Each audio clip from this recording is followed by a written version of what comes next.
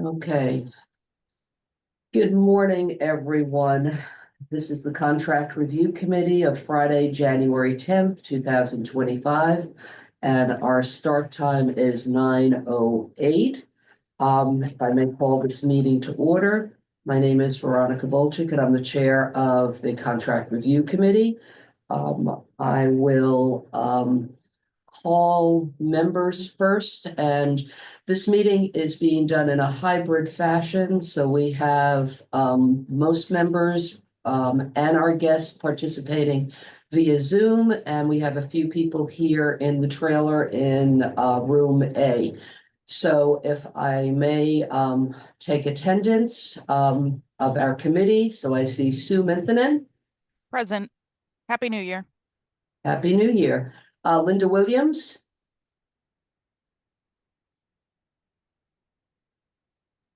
Here. Thank you. John Blush. Here. All right. And myself, Veronica, we have established our quorum. We will have Joanna Roach joining us at 9:30 today. So when she comes in, we will make that announcement. If I may have, well, before we do that, staff members in attendance, I have Jonathan Melee. Jericho Amelia in attendance. I'm sorry. Friday. It's Friday. I got the J right. You did. And Alexandria Richards. Here. All right. And we do have members of the public that have been invited. I think what we will do is, as we have our interviews, we will announce them because I think people will be coming and going. So if I may have approval of our agenda. So move, Madam Chair. All right. Can I have a Second. second? Second. All right. And because we're by hybrid, everything has to be done by roll call. So Sue Minthinen. Aye. John. Aye. Linda. Aye. Myself, aye, so we have approved the agenda. On to the next item, we have minutes from December 20th, 2024, and we do have minutes from February 6th of 2024. Can I have an approval of those minutes? So move, Madam Chair. All right, second. All right, thank you. Sue Minthinen, Aye. John, Aye. Linda? Aye. Myself, aye, so we've approved those minutes. Thank you, Lexi, for doing complete and accurate minutes. All right, public comment. I don't know if we have any public comment at this point, or if we will go right into our agenda. So the main purpose of today's meeting is we have invited applicants for both the Health and Human Services grant and the Substance Misuse grant this week and next Friday to present their grant to the committee.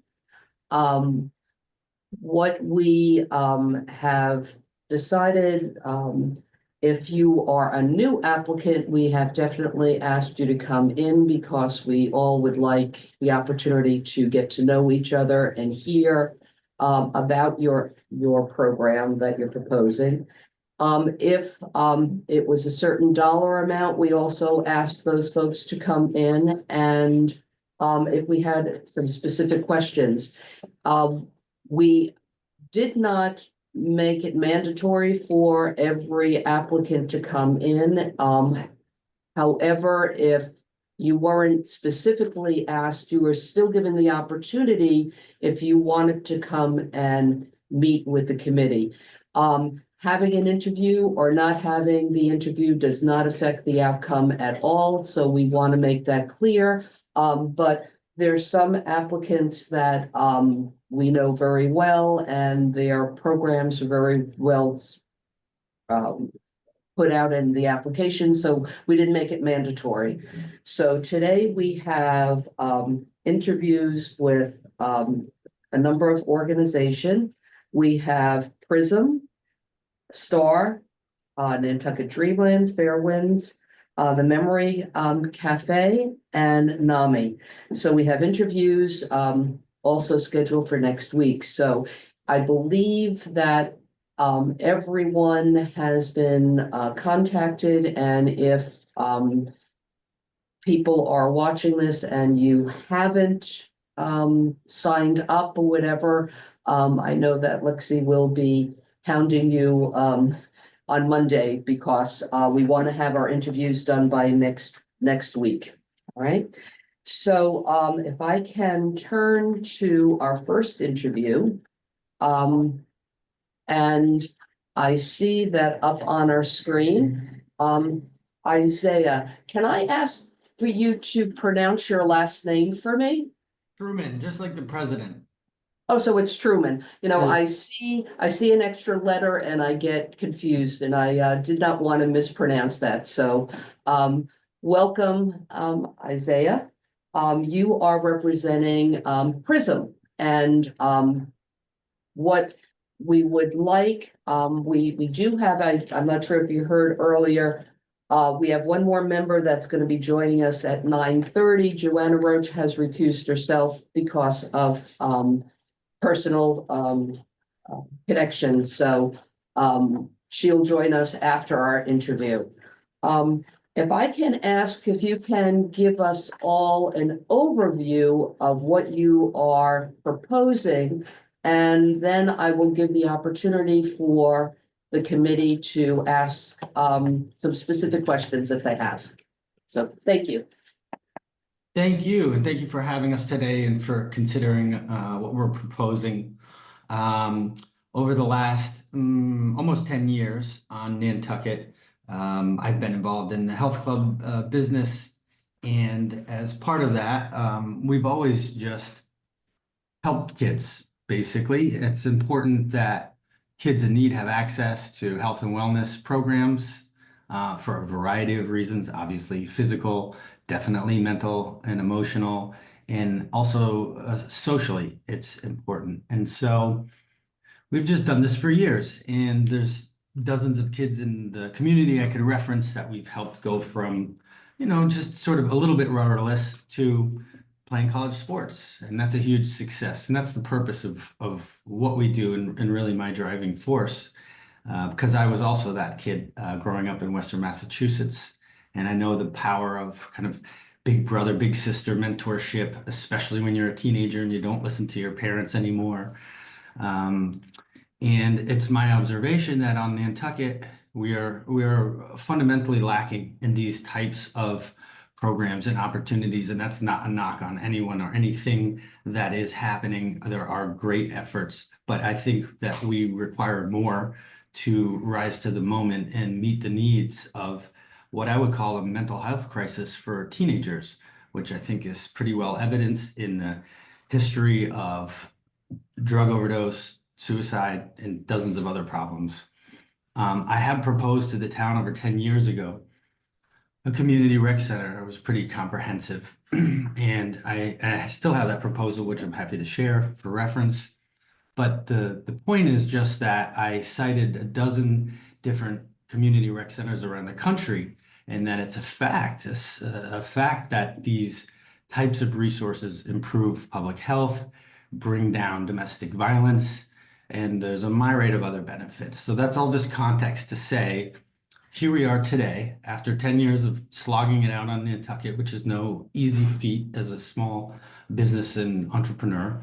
And we've got this wonderful little club with dozens of high school students engaged who we basically just give free memberships and free coaching to every week, as well as many applicants that we turn away, including middle school students. We're a little bit more focused on the moment at high school. Of course, we would love to expand and help adults and seniors too one day. But for now, we're just really focused on what I consider to be the highest risk population, which is teenagers in high school. So we've And basically, to summarize, our goal in coming to you is to ask for help in expanding our ability to reach more kids. There's approximately 600 kids at the high school. We've had some in-depth meetings with Elizabeth Hallett, the superintendent, who's very excited about this, very supportive, and said that she would basically blow the doors off the program if we could get some funding. We also have had several meetings with Travis Lombardi and dozens of, I shouldn't say dozens, a handful of varsity coaches, the football coaches, volleyball coaches, soccer coaches, extremely positive about this. I have a facility, but we can only accommodate so many students there. And in Nantucket, we happen to be very fortunate that we have a high rate of student population engaged in sports. So what we would like to do with your help is we would like to be able to underwrite a small group of professional coaches who can work with 600 teenagers. The goal is that 2/3 of that, or even more, 70%, would be potentially on site at the high school as part of the school sports program. The school does not have a proper strength and conditioning program like our competitors on the mainland typically do. Very robust training programs that touch every student in every sport, and training centers. All of this is attractive and competitive. On Nantucket, we don't really have that level of programming available. The school would love it, but they don't really have a budget for it. We've been to the golf club, talking with them about helping funding. We're putting forth a town warrant and asking the town for funding. We've reached out to dozens of nonprofit on the island and beyond around the state and asked the state for funding. But ultimately, you are one of the first lines of offense, I would say, here. And we're farthest down the road with you already in where things are at. And so our goal is to be able to, in the off season during the school years when the kids need the attention, it's also a challenging time to stabilize professional employees on the island, right? It's hard for me to hire a team of coaches who work in the summer and then have them working for free for kids in the winter, right? So the goal is to be able to stabilize some year-round residents who are employed at the nonprofit who work exclusively with the high school kids. It's about 3, maybe 4 people as the program grows. So this year is really just intended as a pilot, a 1-year, one-time, one request grant at the moment, for us to take what we've done over the last 8 to 10 years with the dozens of kids we have in the program now and expand our reach. That would include both simply opening the doors. I don't like to use the word free because it's not free. You have to earn it. You have to apply. You have to get a letter from a community member endorsing you. You need a sponsor, and there are requirements. You have to show up. You use it or you lose it. So it's almost like a little bit of a mock training for young students to go through what they would need to go through to apply for college or a scholarship from the golf club. Our goal is to get them as they enter high school, so we have 4 years with them. As opposed to sometimes a sports coach may only have 1 season or a couple months with them. We tend to see these kids for years, year over year over year. And so I'm not sure if this has been the perfect summary, but what I'm trying to articulate is we've already piloted something that's been quite successful, and we'd like to grow it systematically, step by step. With your help, we feel we can reach a lot more kids very quickly. And the response in the interest has been very strong. I think in lieu of having a $20 million town rec center out by the Delta Fields or whatever on Milestone Road that everyone can use, I would propose that we ought to look at this as an opportunity to test and see what's working and build upon historical success, as opposed to either having no legitimate solution for the kids or throwing a Hail Mary on a massive rec center that may or may not be effective. So that's essentially where we're at and what we're trying to accomplish and where we're asking for your support. And if you have any questions, I'd be happy to clarify. Thank you, thank you. That was a pretty broad view of your program. I'm gonna turn it to my committee first if we have questions. Does anyone have any questions for Isaiah?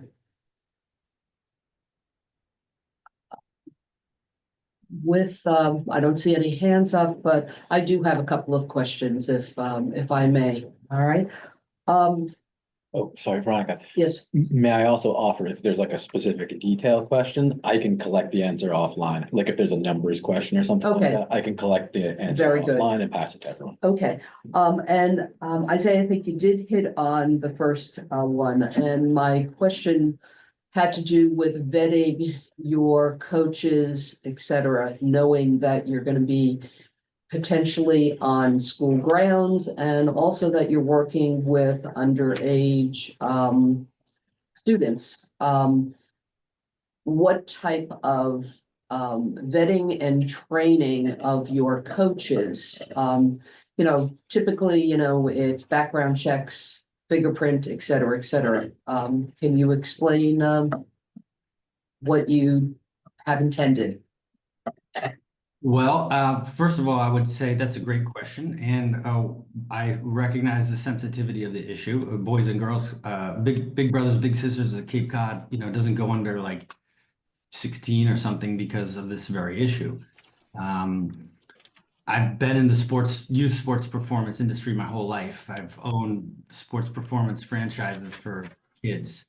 The fullest extent that we typically go in the industry, and I'm trying to point out, be happy to comply to whatever is appropriate, but it's typically what you described: background checks, hiring people. We also don't hire people off the street and immediately put them to work with new kids. We tend to work with people for years, and we build trust and understanding for their character.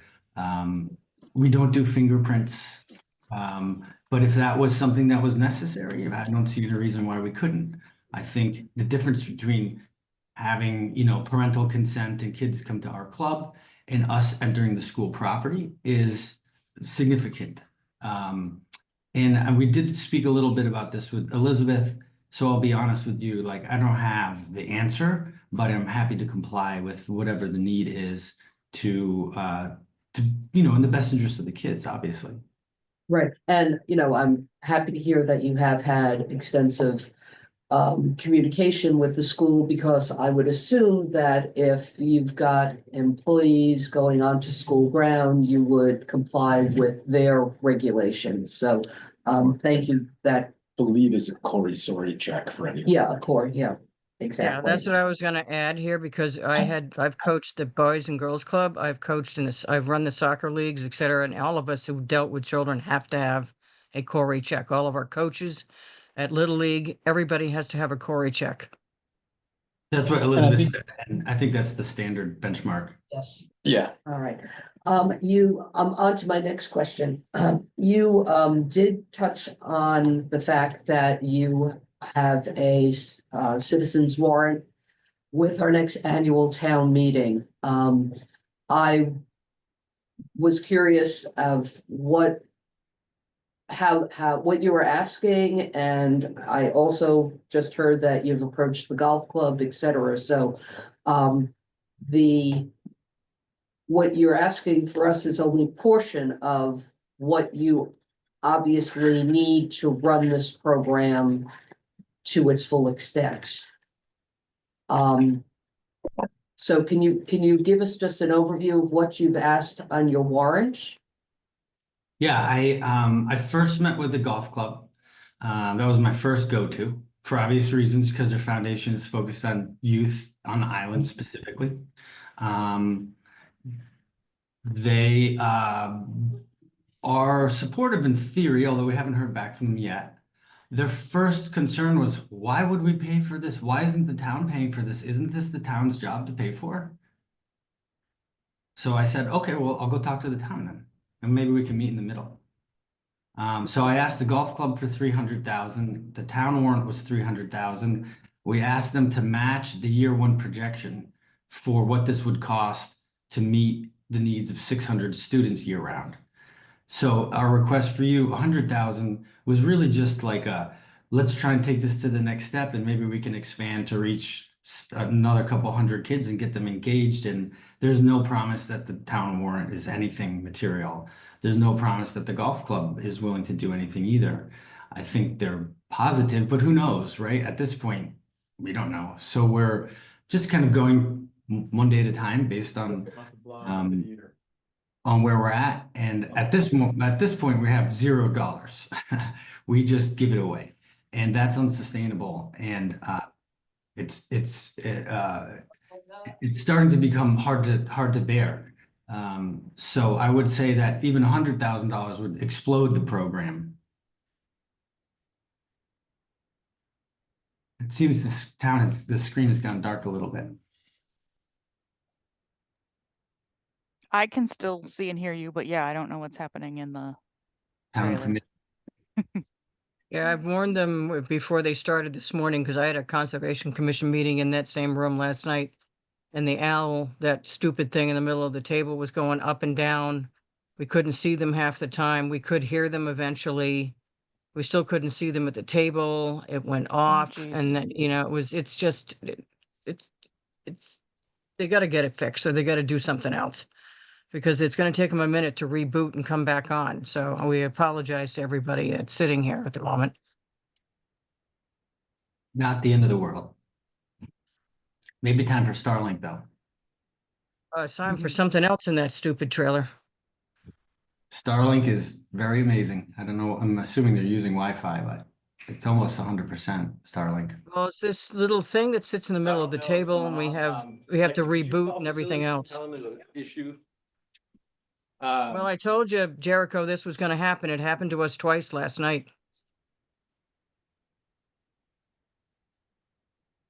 We can still see all of us. Hop in and restart the meeting on your computer? Okay. Thank you. Jericho, we can hear you. We just can't see you. We can see each other up here that are on Zoom, but we can't see you. We still have them just on the, All right, so we should go to your office? yeah, hold on. His office is the size of my closet. Welcome to Nantucket. Hey, Yeah. can you guys hear me? Yes. Actually, I don't know if he can hear us. Okay, can you guys hear me? Yep. Can you hear us? We had a nice fun circuit blow up here, probably due to the space heaters. Actually, I think we just might have to come over to just, because I'm actually gonna lose this battery's gonna go out. Okay. So, we're gonna have to really quickly run in and restart from inside the office. Please bear with us. Should be about, a minute, hopefully. Yep. Please, apologies for this. And I gotta call IT because that, the server box is here.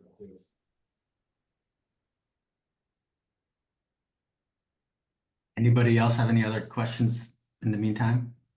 Well, it's still taping. Isaiah, you gotta remember that there's a large population in that high school that does not do sports and has no interest in working out.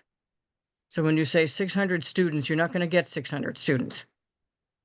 I've had 8 kids in that school, and you're not going to get them all because there's a large percentage of them who have no interest in doing this. So when you're talking about figures, you got to be realistic on the figure side of this. Well, I would challenge you just a little bit. Not that I disagree. I'm not saying that we're going to reach every single kid. But when you're talking about 70% sports engagement with a partnership with the high school, we reach those kids through sports practice. That's basically mandatory, and that's easy. The hard part is the 150 kids who aren't engaged in sports, many of whom don't speak English, many of whom aren't interested in sports. A lot of them are girls who don't have a loud voice to advocate for themselves. So how do you reach them? And so we've put a lot of thought into that as well. One of the programs we have been developing is like spa treatments, skin, hair and nails this is the type of program that's similar to fitness, that is more in the wheelhouse of a lot of the young girls that I've met on the island. We have a lot of young girls engaged who want to go to Boston and go to beauty school. It's true that a lot of these kids aren't playing sports, but that doesn't mean they don't want to exercise. A lot of this has to do with a social wellness. When my girlfriend starts going, I'll go check it out too. And so I don't disagree with you, and I'm not expecting to pull the trigger and everybody comes rushing. But with time, and I've been doing this for 30 years, from New York City and California, Massachusetts, I know that you have your early adopters, and they tend to be the athletes because they're more motivated. But in Okay. time, we do attract other types of kids as well. I just want to be, realistic, because we only have so much money to give out, and you're applying for other things to fund this program. We just have to be realistic that you're going to keep going, even if we can't give you any money, because we have, over $1 million in requests and we don't have $1 million to give out. I think That's being, always my question. You're just going to keep going whether you get money from us, this particular group, or not. well, I mean, but this program costs millions of dollars, Linda. Right. This is just the beginning. So I'm asking you to help us get started, yes. But if we can't fund you because we have so many asks, you're gonna continue. It's not gonna make or break whether you can continue with this program. That's the point. Oh, it might completely break the program. That might be it. It might be dead. Maybe the golf club in the town doesn't come through and that's it. We are now back. I apologize for that little break, but we are now back in the in Jericho's office here. And I think where Linda was going with that, and it's typically what we ask: if we can't 100% fund your program, what would you be able to do? So I think that's what Linda has been alluding to. So if because as you know, we get more requests than the money that we have. And we typically will ask all of our applicants that if we can't fund 100%, what would you be able to do? So I think that's what the question really was, Isaiah. I think if you are not able to help us fund at this stage, that we'll continue to limp along with a dozen or two kids in the program, making a major impact on a few kids' lives, but a minimal impact on the island. If you can help us, we can expand to reach more kids. It's pretty much that simple. Thank you.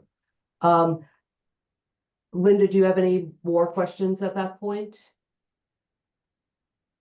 No, it'll be interesting to see how this develops.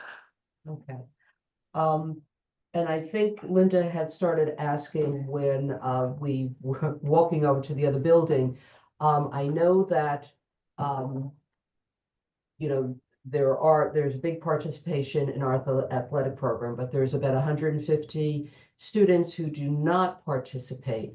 And my question is, what kind of outreach and how do you plan on trying to reach those students? Because honestly, I find that they may be the higher risk because participating in sports is belonging to something. So how do you plan to try to reach that portion of the student population?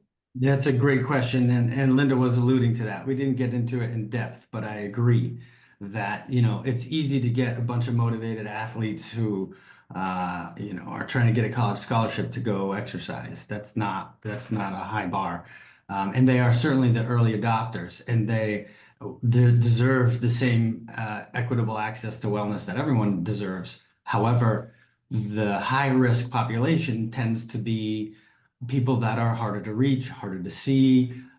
Sometimes there's a language barrier. Sometimes they don't simply don't have the same ability to speak up and articulate. They probably have challenges at home with parents who aren't supportive. They may be slipping through the cracks with the guidance counselors at school. I'm dealing with it. I have high school girls coming in tears, crying because they don't know how to get into college and they're not getting help from anybody. And we're helping them daily. So believe me, I know from experience, I've lived it for 30 years and I've lived it for 10 years on Nantucket.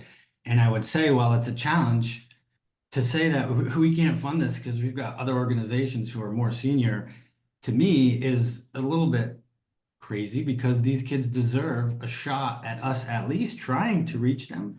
So the ways that you reach them, first of all, we've developed a MediSpa program with skin care and partnered with some other small time providers on the island. This is an avenue that we found really resonates with girls, especially, minority girls, especially. They have aspirations of graduating high school and going to Boston and going to beauty school. It's what they're into. It's part of the culture sometimes. So that's one avenue. Another avenue we've taken is partnering with mentors in the community, teachers, guidance counselors like Shonda Bartlett to help hand select students who need to be introduced to the program. And speaking with Elizabeth Hallett, what she said is we'll host mandatory meet and greet, like almost like job fairs with you guys at the high school gymnasium, where every class will be required to go through there and meet you guys. And what happens a lot of the time is, let's just say this girl, young girl, she's 14 maybe. What happens is when she meets the girl who works for us, our coach, that person becomes, through trust-based relationship, her big sister, her mentor, the person she's looking up to. One day when I grow up, I want to be like X. Oh, now I'm interested in this new career path I didn't even know existed. And it's the relationship, it's the mentorship, that's the magic. And that's how you tease out of the cracks and the shadows those people who really need the help, but might not be ready to either ask for it or not even aware to get it. And yeah, it's hard. It's an uphill battle. It's work. But this is the challenge. And this is how we address the highest risk population. And I would just like to add that I helped my friends start inner city weightlifting in Boston. And what they would do is go into Mattapan and walk up to gang members on the street and ask them if they would like to join their club, which was a free health club that was backed by the state with a hidden front door, so there were no drive-by shootings. And they have been able to address the 1% of the population in Boston that generates 90% of the gun violence. And this is the same model. Thank you. Sue, I see your hand up and then we are going to have to move on. So Sue? Thank you. I just wanted to go back a few things from what you said, Isaiah, and clarify. So the program that we have in front of us is built on wellness and athletics, and you mentioned something about MediSpa, which is related to wellness in some respects, and beauty schools. And I'm just wondering, like, are you thinking that wide ranging, or are you really cored in on the physical aspect with some mental, sports psychology? I would like to just challenge the perception, which is that this program is really about mentorship and coaching. And specifically, the goal is one-on-one, although we can't afford that. It's typically small group right now. But the magic is in the mentorship and the coaching and the relationship. The fitness or the skincare or the beauty are just worms on the hook. They're just positive things that give context to relationship building. What kids need is mentorship and direction. They're wired to not listen to their parents. It's genetic, right? It's in us. We know through research that kids are influenced mostly as teenagers through their community, not through the direction of their parents once they become teenagers. That's what this is. We're trying to create a healthy community gathering place. Walking distance from the high school, about 200 yards, maybe 300 yards. All right, that they can walk over the same way my kids walk from middle school to the Boys and Girls Club. Where do the high school kids go after school? To some random movie theater, some mansion in Pocomo, and they're doing who knows what. They literally don't really have a place to go that's safe, climate controlled, available when they need it. If my mom and dad are beating each other up and I want to leave the house, where do I go in the winter? Where is a warm, safe place that I can go to do something positive? It's not the ice skating rink. So I'm proposing that outside of the athletes, our current club is that place. We already built it. We already paid for it. We built the nonprofit. We're opening the doors to the kids already. We just need to help underwrite being able to reach a few more kids. So it's not really about working out. It's not that I think every teenager needs to lift weights. Yeah, that would be positive. It's that look, in our industry, we're coaches. We're built on mentorship, education, helping people improve themselves, helping people improve their performance. Sports is tied to school. That has to do with getting your grades up, making sure you're applying to the right schools on time. These are the types of guidance that, in my experience, the young girls that I'm talking to are not getting in the community one way or the other. It's not a judgment. I'm not pointing any fingers. I'm just saying this is the void that I think we are exceptionally well suited to start to fill. And I also Thank you, think Isaiah. I just have one more hand with Linda and then we will move on. Linda? I'm having an issue here. I worked in that school. I know a lot of the Hispanic families. Some of my foster kids were Hispanic and Jamaican. And not all Hispanic girls at that school are shrinking violets. I just ran the December Delight, and they're the most vocal group. I've never had as many Hispanic kids involved with December Delight, and parents. We had 40 parents at the meeting, which I've never seen in the 18 years I've run this thing. They are not shrinking violets, and they don't all want to go to spas, and they don't all want to go to nails, and they don't all want to go to beauty school. A lot of these girls are very smart. They want to go and do something else with their brains and their bodies. So I'm having a problem with this beauty school. They're all going to beauty. I'm having a problem with that. Linda, But there's I think also you're a taking place. it a little Hold bit on. too much at Hold face on. value. That's not what I I'm said. speaking right now. There's also our house, which is out here in my neck of the woods in the Badlands. Our house has provided a safe space for, maybe you ought to Okay, go to talk to Linda? them, for these girls to go, for girls, Linda. boys that don't do sports to go in a safe environment. So there is a safe environment for them that they're reaching out Linda? to Okay, to Linda, get more I kids think- there.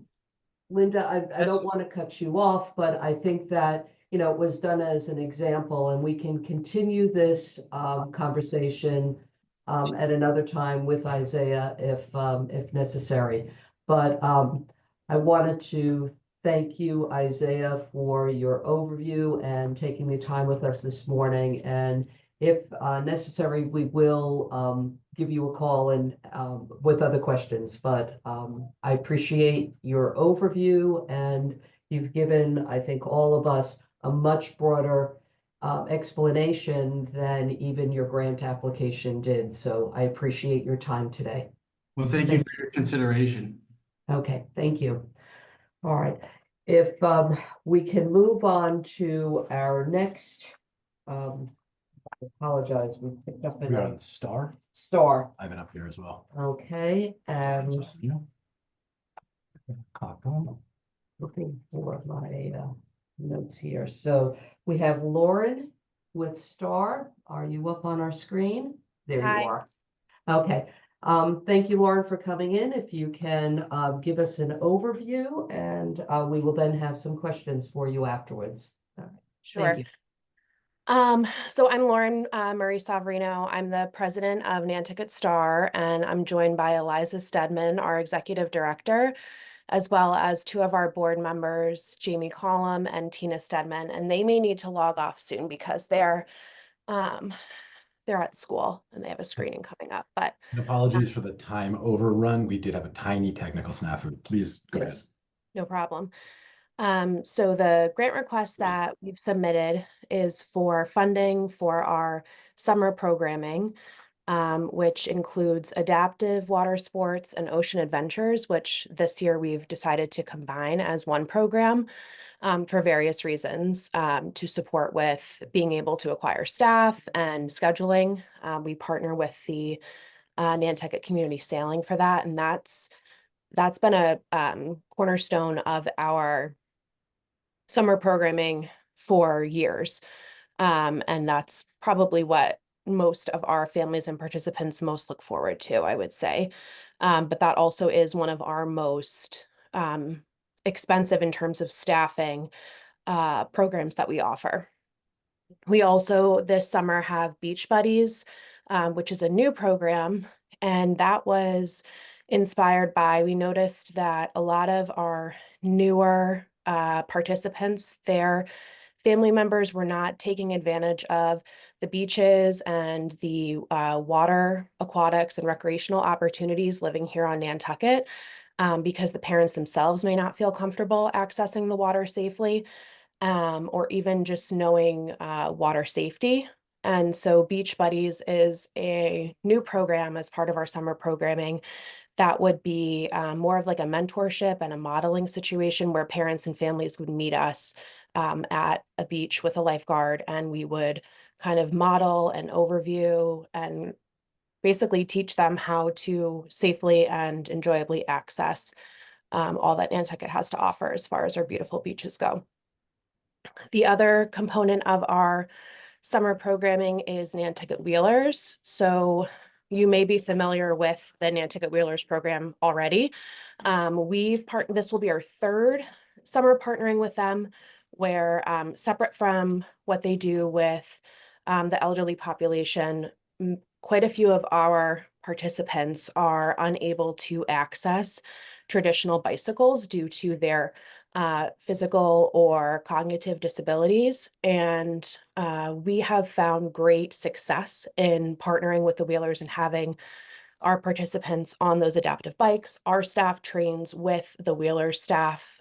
Two of their pilot members come with us, and then we go for a ride. We try to do, we've done that we try to do 4 sessions a summer.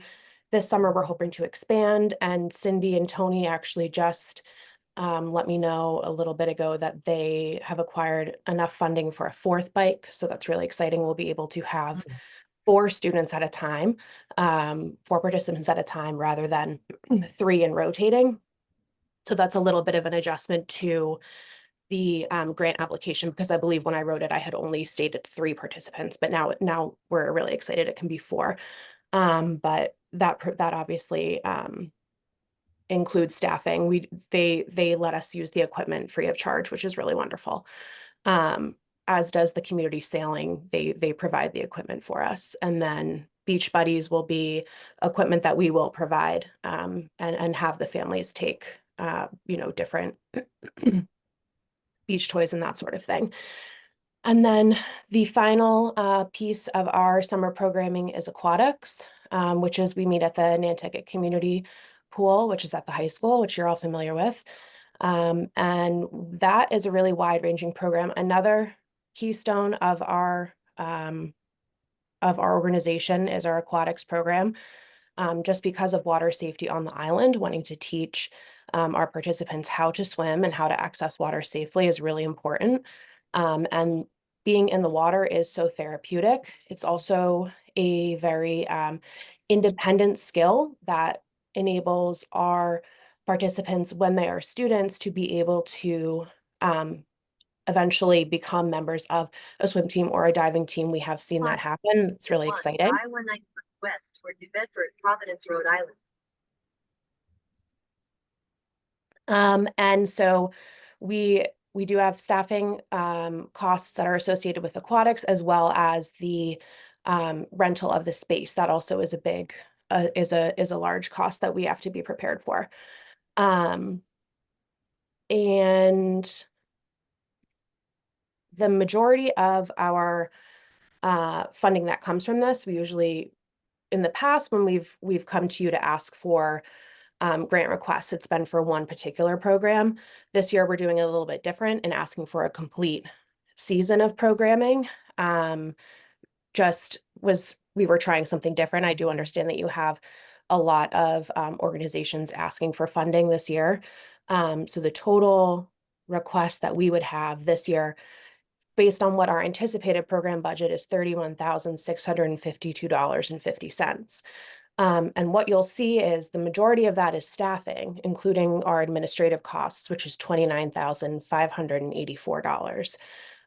So I kind of just jumped right into the program. I didn't really tell you about what Nantucket Star is and what we do. I kind of just assumed you all know what we do, but Yes, thank you. sorry for me that I didn't do that. So Nantucket Star, we've been around for over 20 years. Our mission is to offer inclusive recreational activities that support and celebrate diverse strengths and abilities through collaborations with families and community partnerships. We have a very active board. Many of our board members are staff in our programs or leads of our programs. Eliza, our executive director, also helps to staff our programs. Many of our pool of staff members and board members are educators and therapists who either currently work at the public school or the Lighthouse School or the new school, or have previously worked there. A lot of parents and friends of participants of our programming also help to staff our programs, and we try to grow our staff through community volunteers. Due to the nature of the challenges that our participants have through their identified needs and social and emotional challenges, we do require and we do need very highly qualified and specialized staff. So that does affect the budgeting of our programs, but because of that, we've been able to have years of successful programs that are safe and that are really effective in helping our participants grow their skills and their independence, and to enjoy things that Nantucket has to offer as far as sports and recreational activities go that they otherwise would not be able to access in an adaptive and a safe way. Thank you. Thank you. I'm going to turn to the committee. Any questions for Lauren or the other STAR members? Okay, Linda? I just have to say, you guys have followed this program since they started, and I know the sailing program has been really successful. That was pretty cool. I've known some kids that have been involved with that, but I got to give you guys a lot of commendation. It's a spectacular program. You've done spectacular work with kids. You've opened up a lot of what we take for granted, being a summer kid here myself, that they had no access to. So I'm absolutely thrilled that you guys exist. If we didn't have, we're, as you said, we have a lot of asks this year. We got double almost in what we have for funding. If we couldn't fund it fully, which is not my intention, but if we couldn't fund it fully, you would just take whatever funding we gave you and just do the best you can with these programs. They're just going to keep going one way or the other. Now, do you 100%. do any fundraising? I know there was a fundraising thing before COVID. Are you now back into the fundraising direct appeals, or do you run an event? Yep. So the way that we have our funding is we kind of have a three-prong approach. We certainly apply for grants, and this is not the only avenue that we've applied for grants, but this is certainly our first one for these summer programs. But we also then do fundraising, smaller fundraisers throughout the year. But we're actually in the process of planning a pretty large fundraiser in June. But one of that is to help with our programming budget, of course. And then also we have a long-term goal of acquiring a handicap accessible van to help with transportation in order to be able to have more of our participants be able to join programming, because transportation is a obstacle for many families here. And then also we do have a donor base, and we do annual appeals. That is we have some very loyal supporters of our program and our mission and what we do, and we're very grateful for that. Good, thank you. Have you worked with Don Allen's or one of the ones on the Cape about donating a handicap van or giving you a break on a handicap van? Because I know some other people have been able to do that. Yes, we are in process of partnering with the dealership. Very good, thank Well, you. thank you very much for all you guys do because it's a spectacular program. Thank you, Linda.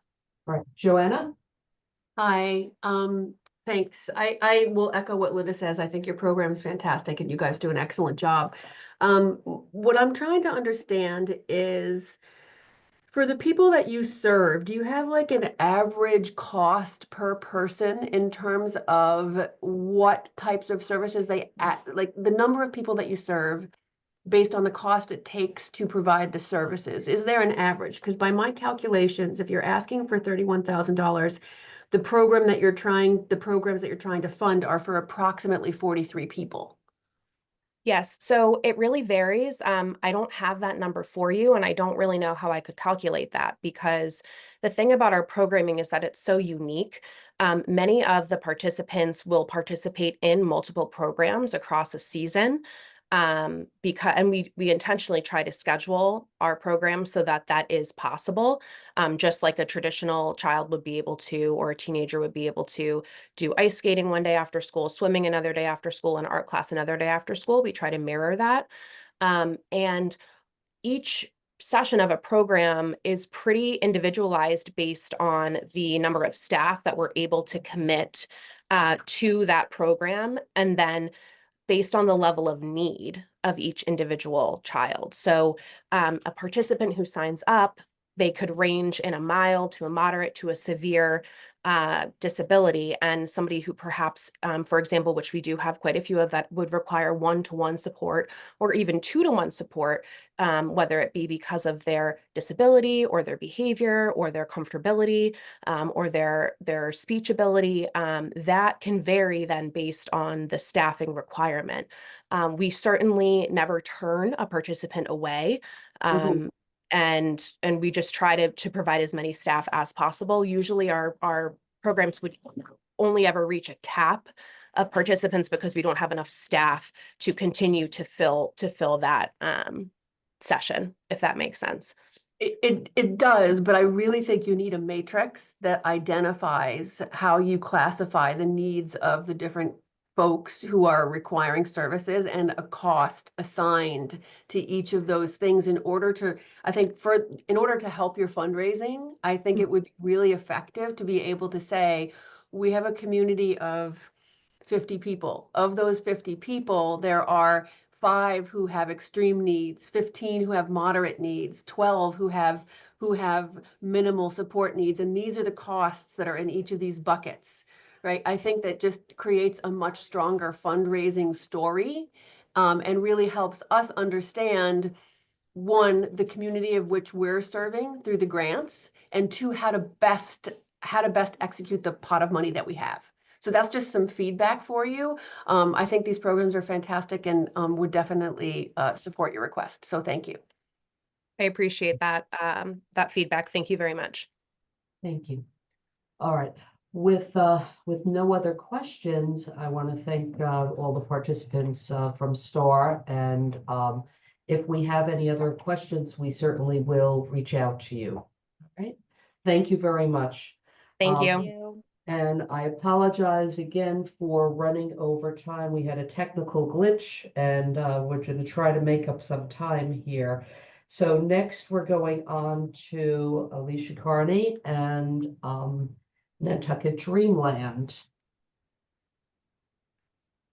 Good morning. Can you hear me okay? Yes, I can. Thank Okay, you. fantastic. Thank you all very much for meeting with our team this morning. Just to give you an introduction, I am joined by Michelle Feldman, who's sitting at the table with me. She's our donor relations manager. Laura Gallagher-Byrne, our director of theater and education. Valerie Gintis, who's on screen. Valerie is our grants specialist on our team. And Josh Gray, who's our director of programming. So between the team, we should be able to speak to and answer any questions you may have. But thank you again for the opportunity to meet with you all this morning.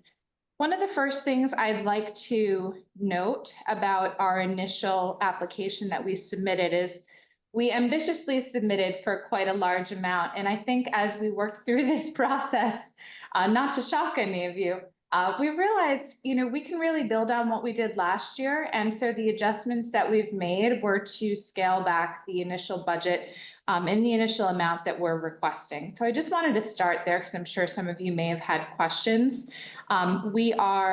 We have identified 3 key elements of the program that we can certainly speak to and provide more information and answer questions on. But the budget that we're looking for now to support the growth of this program and also with realized expenses from last year would be $80,000. So as some of you know, and I hope many of you attended, we launched a program known as Theater Speaks last year. And I don't think any of us could have anticipated the success and the impact and the reach that this program had. It's the new first of its kind for Dreamland, where we involved many of our community organizations, multiple generations between students to seniors, and really launched a programming initiative that spoke to the needs that we're truly seeing year-round in this community, touching on everything from bullying to substance abuse to mental health to confidence. And we had the 2 speakers and then the Theater of War program that we were able to both bring to the schools and produce on our stage at the Dreamland. The impact, the feedback were considerable. It is something that we will now continue to enhance and grow year over year as an offering to our regularly scheduled programming at Dreamland.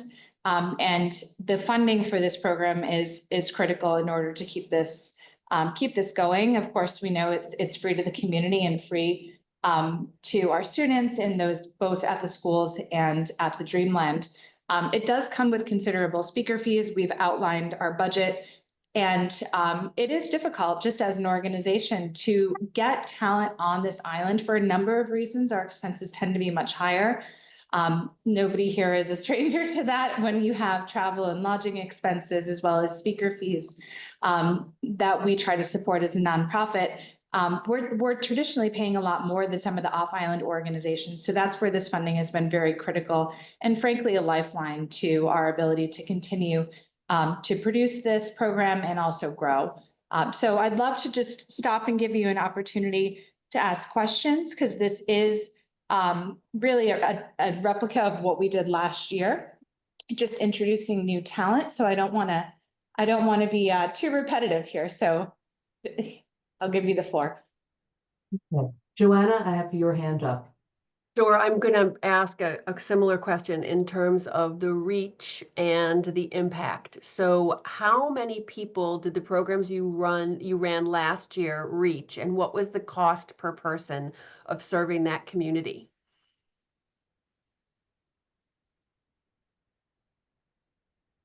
So while we kind of answer these questions, I'm going to involve my team. So Michelle Feldman is going to speak to a little bit more of the data.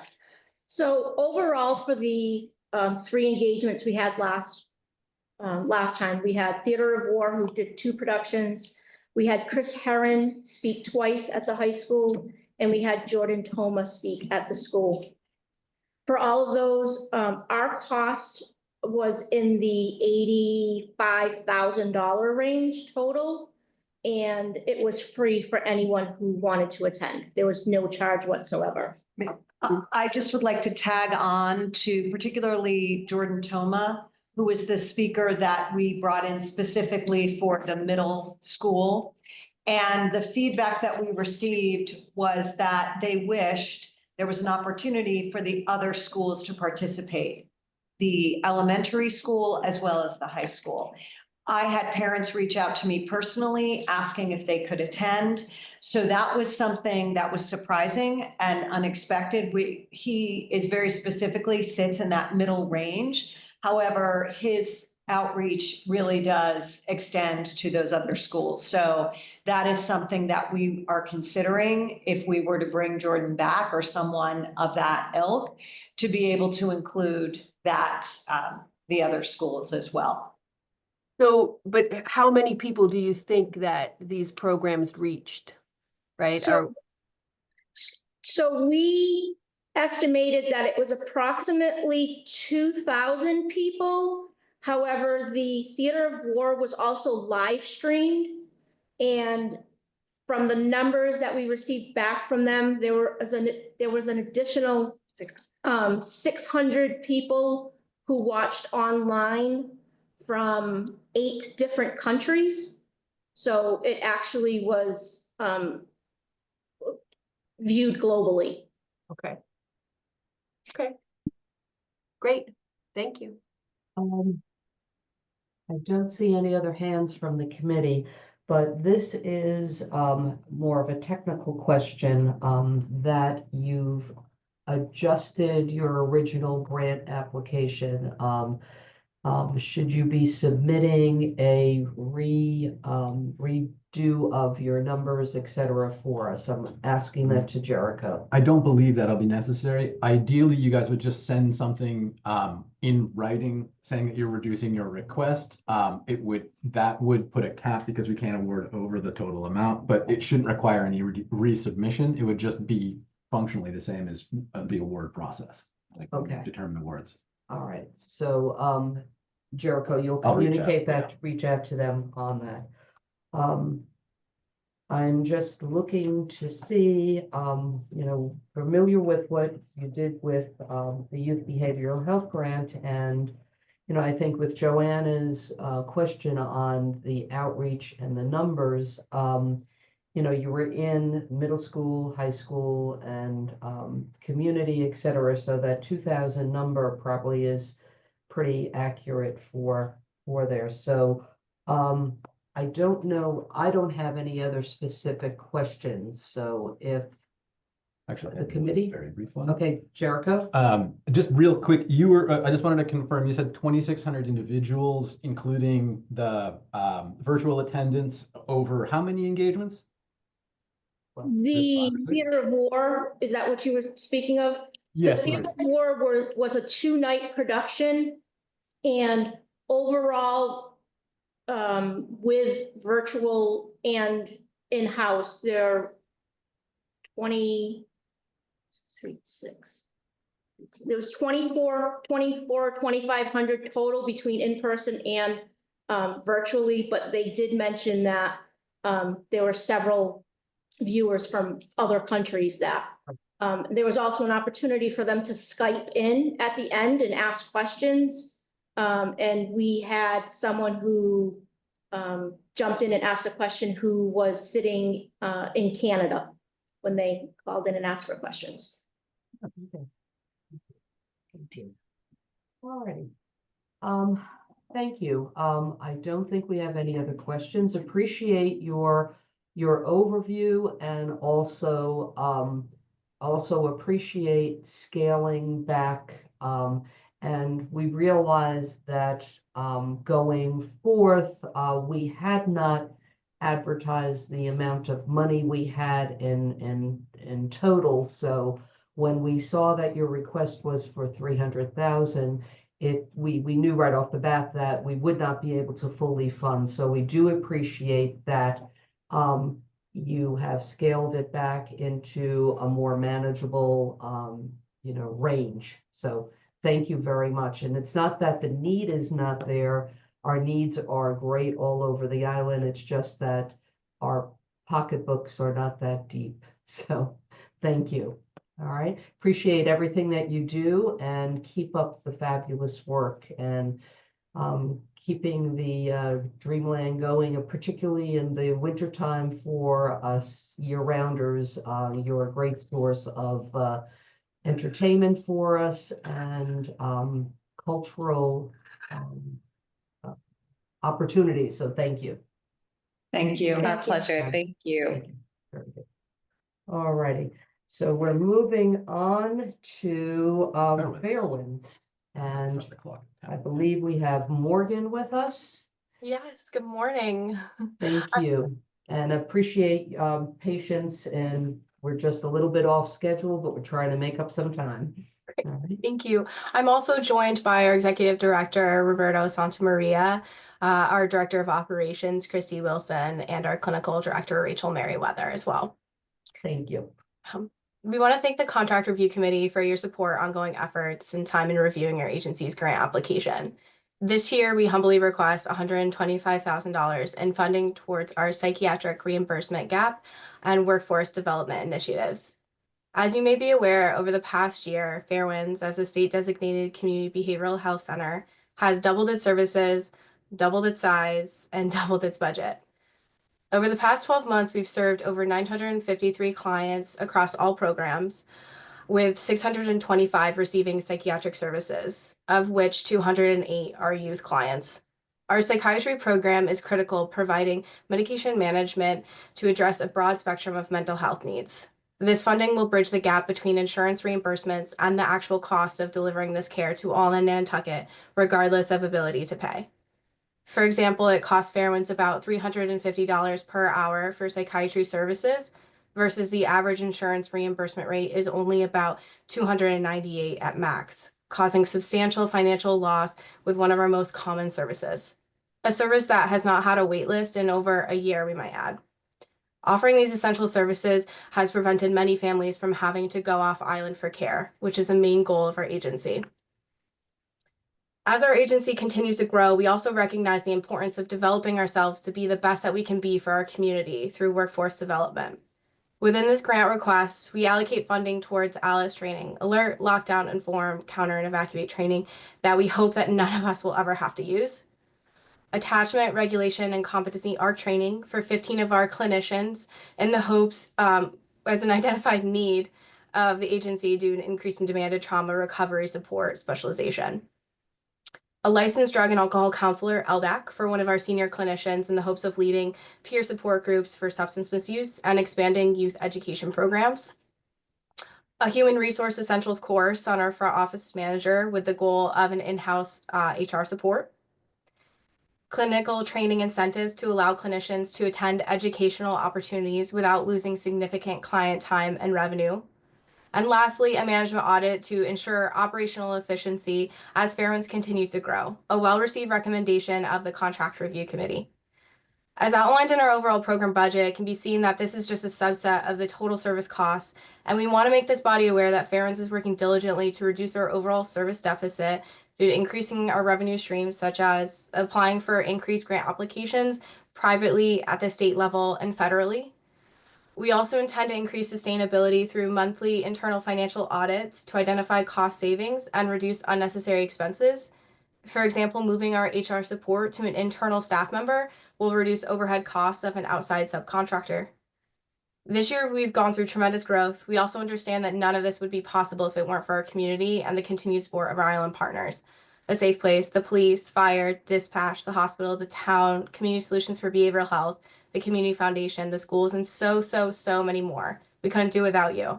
And a huge thank you to you, the CRC, for your time today and throughout this grant application cycle.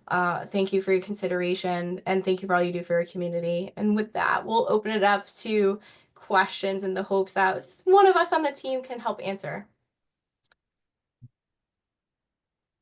Alrighty, questions from the committee? All right, Joanna? I have a guess. Joanna? You're on mute, Joanna. You're mute. Sorry. Okay, Okay, I thank just you. have a couple of questions. So I did hear that you served 953 clients, so I appreciate the detail there. I think one of the questions that I have, and I like all of the things that you have talked about in terms of wanting to improve. The question I really have is about fundraising and other grants that you're going after. Because, for example, I'm just going to pull out the management audit, right? Like that would be a great grant to ask Remain for, or to also ask the Community Foundation for. That piece of this may not be as good of a fit for this money as it would be for the types of grants that those other organizations offer. And I didn't know if you had thought about that. Yes, we actually brought it to this body first because we really wanted to show the CRC that we are listening to you. We hear that you want this audit management and we want it too. And so we were the first that we reached out to in regards to that. But yes, absolutely, we continuously keep an eye out on different revenue sources that can provide funding toward this. Fairwind's strategy in fundraising, especially with grants, is to try to find funding that's non-restricted that can help with these operating costs. Because a lot of the grants that we have right now have very heavy restrictions. And so, yes, we're continuously looking for those opportunities. Okay, good. I mean, because both of those organizations that I mentioned do support that type of work, right? Maybe more specifically than we do. And I think that from our perspective, you know, the piece about programming is really critical. And I know that you've known that from the years that, you know, I've sat here and we've talked about it. But what I want to also say to you is I commend the improvement in your application and in the communication to us about what it is you're doing. So thank you. Thank you. Yeah, I want to just echo on what Joanna said. You know, the application, having reviewed the past few years, was much more robust and complete. And thank you, Morgan, for your work in preparing this and the entire organization. But I think Joanna makes a good point. And I know that some of these recommendations have come over the years from CRC, but you know, programming is really what our mission is, and potentially there's other sources for some of what you're asking for. I have some other hands up, so I'm going to go to Sue first. Thank you. Yeah, thank you, Fairwinds, for this well thought out application. One thing I wanted to point out, which I'm going to confess I'm a little biased towards, is the a request to fund staff to attend trainings. That's a huge part of staff retention, in my opinion, because I know people get paid per client hour they see.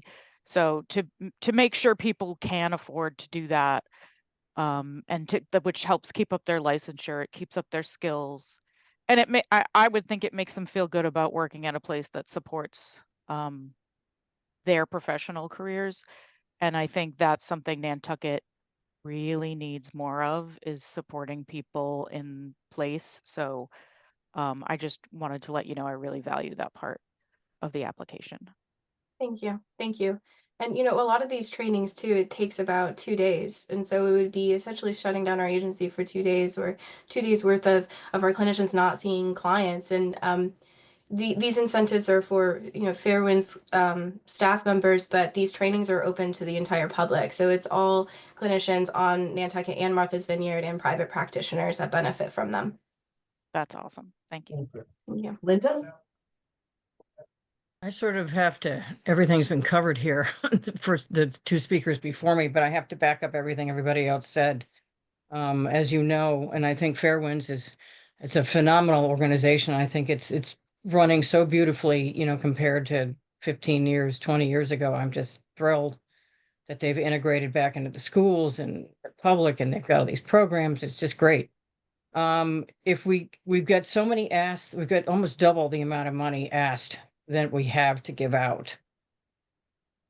If we couldn't fund parts of it, I agree with Joanna on the professional development part of it and auditing and stuff. That may well come from Community Foundation or something along those lines, who loves to do that kind of stuff. You'll take what we can give you and put it towards the direct services and professional, and you guys getting training and stuff. If we couldn't fund certain parts of this, would it make sense for you to send a letter in on priority funding? What would be the most important thing to fund fully? So we get an idea and break it down by cost as to what's really essential for you to be funded right now, if we can't fund the whole thing. I think that would be a really good exercise for you, and give us some guidance as to, if we can't fund the whole thing, these are the things that you really have to have funded right now. So that's what I'm asking for, if there's support from the board for that particular document. I see Absolutely. nodding heads. Yes. But I think you guys are doing a phenomenal job, and it's running beautifully. Thank you. Thank you. And yes, absolutely. We'd be happy to put together anything. Just in this conversation to tell you our psychiatry gap is the biggest need. But yes, we'd be happy to put together anything for the committee that clearly outlines that. I think that would be helpful. And Jericho had walked out of the room, but asking for a priority of what would be the most important if we could not fund the incomplete. So rather than us making that determination, if you can give some guidance of you can rank. Thank you. All right. Thank you. Sue, I see a hand up again. Just a quick comment to welcome Roberto to this side of the CRC process. Happy to be here. Thank you so much. I appreciate everyone's time. Okay, thank you. All So, right. as a brief update, sorry, are we Okay. still going to give more? No, Okay, so sorry, as a brief update, I departed very quickly because Brian Lenane was attempting to attend in person, but Okay. since the trailer's IT systems are offline right now, he's going to be heading back to log in from his office. okay, perfect. Alrighty. But thank you very much, Fair Winds. You know, I do appreciate the application this year, very well written, and I think questions that we've had in the past, you gave us the information before us having to ask, so we appreciate that. With no other questions, we appreciate your time today, and I believe we will move on to Brian, but we probably will have a few minutes break here if there's any other comments, questions, whatever, as Brian runs to his office. He's got to head downtown, so I assume Okay. probably a 5-minute break would be in order here. Okay. All right. All Thank right. you so much. Thank you very Carol. much. Thank you. Thanks for coming. Thank you all.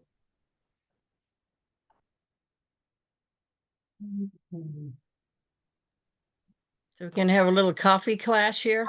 Yeah, got a few minutes break. And I dressed for the trailer, which was probably about 50 degrees this morning, and Jericho's office is normal temperature, so if you see beads of sweat come off my forehead.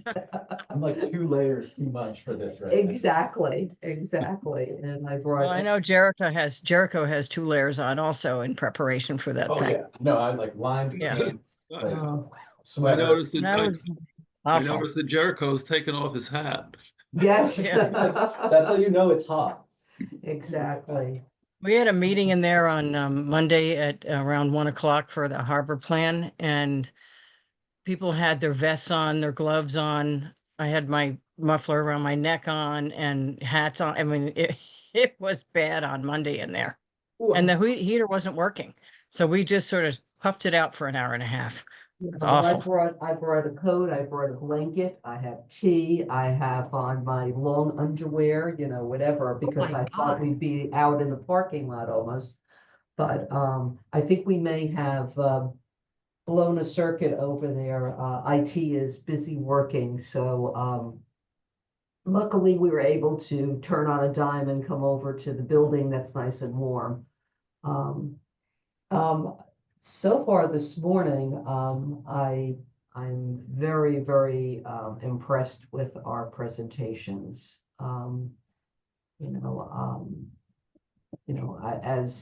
As when we reviewed all of the applications, I think that I see almost a professionalism developing in Yes. how people are writing their applications. And, I'm going to give a pat on all of our backs with that, where we worked hard on improving the questions we were asking to get the information we need. So I think what we're seeing is some of that result.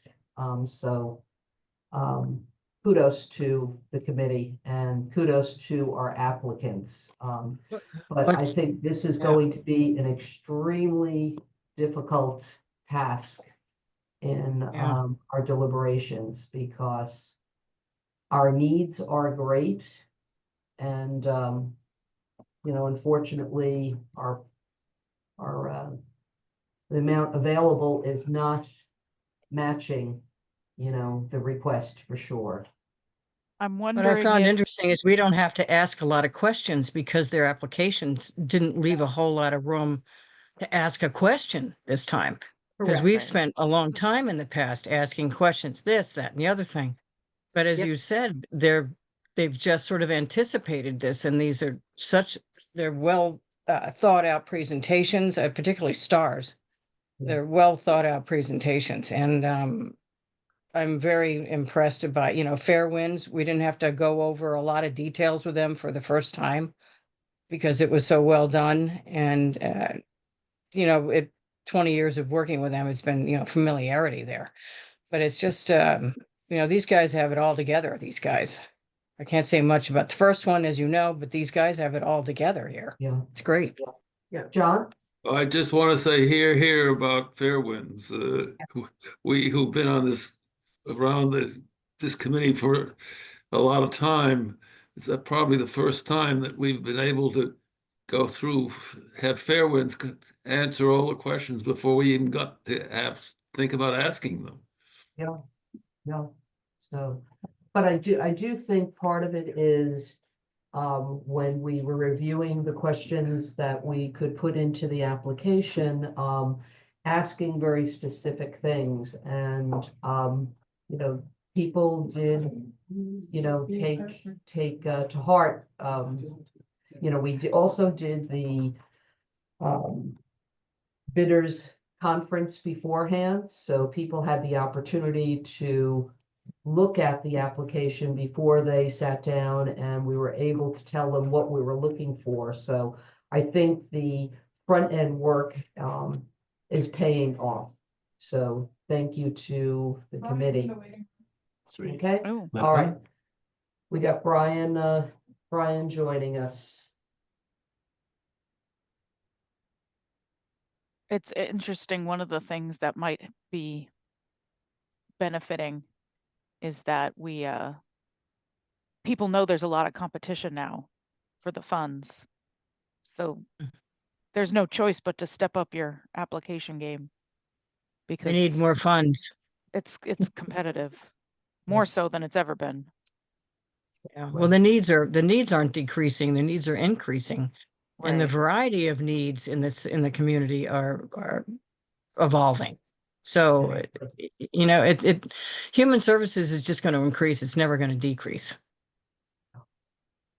All right, so I see we have Brian has joined us, and we also have Rachel, who has been patiently waiting. So Brian and Rachel, when you are ready, and I see that Jennifer has also just joined in. So if you would like to start your presentation, we are ready and all ears. Great, thanks. Jericho, this is Brian Lenane from the Nantucket Community School. Hello, everyone. Good morning. Jericho, could you share the presentation I sent to you, please? Yes, I Okay. may. Great. And we apologize for the snafu this morning. Brian, I know that you were over waiting in the cold trailer. We actually had a electricity and IT problem. We had to run over here halfway through a presentation. So thank you for getting back to your office to join us. So It's one of the great things about Nantucket in the winter. Nothing's too far. except for the detours all over. Yeah, I avoid those whenever possible. All right. Okay, we do have the presentation Great. coming up in a second. Well, why don't we, so I'm going to introduce myself. I'll have Rachel introduce herself and Jennifer while Jericho's getting the presentation up. My name is Brian Lenane, and I work at the community school. I'm part of the team that runs the Memory Cafe. Jennifer? Good morning, everyone. Hi, I'm Jennifer Costanzo, and I am the coordinator for the Memory Cafe. And of course, Rachel, who doesn't really need any introduction, but I sure do. I'm Rachel Mandel. I am the Executive Director at Sherburne Commons right now. I am, I guess, one of the host locations and fiscal intermediary for the Memory Cafe with the community school. Right. Okay, Jericho, can you get it into presentation mode? Yeah, I'm working on it. That's better. Transition slideshow. Slideshow. There you go. Okay. All right, great. All right. So, as Rachel pointed out, the Sherburne Commons is a fiscal sponsor, and they hired the Nantucket Community School to run the program. You can go on to the next slide, please. This is the Memory Cafe. For those of you who don't remember, you know, is for folks, for people who are having memory issues, and we try to help people deal with the isolation, both for caregivers and for the patients themselves. Let's go on to the next slide, please. As I said, it takes a village here for us to run this program. We have great partnerships with Sherburne, with the CRC, with the Nantucket Council on Aging. Marianne Easley is over there, the community school, and our island home. And all of those folks help us run this free program. Go on to the next slide, please, Jericho. You know, we meet the second Tuesday and the fourth Thursday of every month. On Tuesdays, we meet at the at Sherburne, and on Thursdays, we meet at our island home. We meet in the late morning, and our facilitator is Jennifer Costanzo, who does a superb job running the program. Could we go on to the next slide, please? I'm not going to go through all the objectives. Let me just say, you have the presentation. The objectives have not changed. We can move on to the next slide, please. This was our original request. The CRC graciously made a grant to us. We also got additional funding through the Massachusetts Council on Aging to help us fund the entire project. Can we go on to the next slide, please? What we've been doing is we've been holding the cafes regularly. We've been running them from July through December at the Sherburne, and we started in September running a second memory cafe at our island home, and we've been running those from September through December. We have plans to continue to hold both of them each month. We have volunteers, wonderful volunteers who help us out. And we also put an MOU in place with the Artists Association of Nantucket so that we can get more kinds of crafts and artistic events at the cafe. Could we go on to the next slide, please? I'm sorry, this is a little bit busy, but we also have a schedule all the way out through the end of June when the grant runs out. And you can see that we alternate between Sherburne and our island home. And to the right, you can see the various activities that Jennifer has arranged. And so we're all planned out through the end of July. Let's go on to the next slide, please. What we did is we changed a little bit our memory. I don't know, branding. I'm not a branding expert, but Jennifer and our director of marketing and Rachel and other folks thought, instead of making it kind of Alzheimer-y, make it spark your memory. So when you come, at Christmas time, we'll sing Christmas carols, and we'll sing your favorite ones. If we do artwork, we'll say, hey, draw a memory of Nantucket that's most meaningful to you. And Jennifer, you want to talk a little bit about how we kind of do that in our program? Sure. Excuse me. Well, I think that the Spark the Memory tagline, I want to give credit to a meeting that we all had in regards to just trying to facilitate more participation within the community and to make it a little bit more user-friendly if there was any, stigma in regards to people being hesitant to come. So, Spark Your Memory, we can do that through many different avenues, whether it's, music, art. We had an intergenerational activity in December, which was fabulous because, that magic just happens between the younger children that visited us and as Brian alluded to, the music itself. So a lot of the conversation or the activity can be with one focal point through art, music, reminiscing about food. We had a great musician who came who shared some Celtic type music with us. And we talked about, musical instruments. Did you take music lessons? And so that's really, in my opinion, where the magic happens. It is that reminiscing through the long-term memory, because that is still intact for most people. And then there's so much cross-reference within that, where people can share a memory that they had that was like that memory. And then that's where, to me, the peer aspect and the connection really happens. And it's very rewarding as a facilitator to see that happen. Just one more quick reference, when we were at the Island Home, there was a resident from the Island Home who used to be a jazz singer, and she was, from New York, had a tremendous voice. And so she sang, and that sparked a lot of memory for one other resident who used to live in Greenwich Village, to someone who had an art gallery here on Nantucket, and so forth and so on. And, it takes people back to a window of time where they could see themselves really in a very positive light. And to me, that's the positivity that happens, within the Memory Cafe. And as you could tell, I could go on and on about the positive aspects of this program. We're a small group, but I like to say we're small but very mighty. Thank you, Jennifer. Could you go on to the next slide, please, Jericho? So we're going to just go through a few highlights, show you a few pictures. Let's go on to the next slide.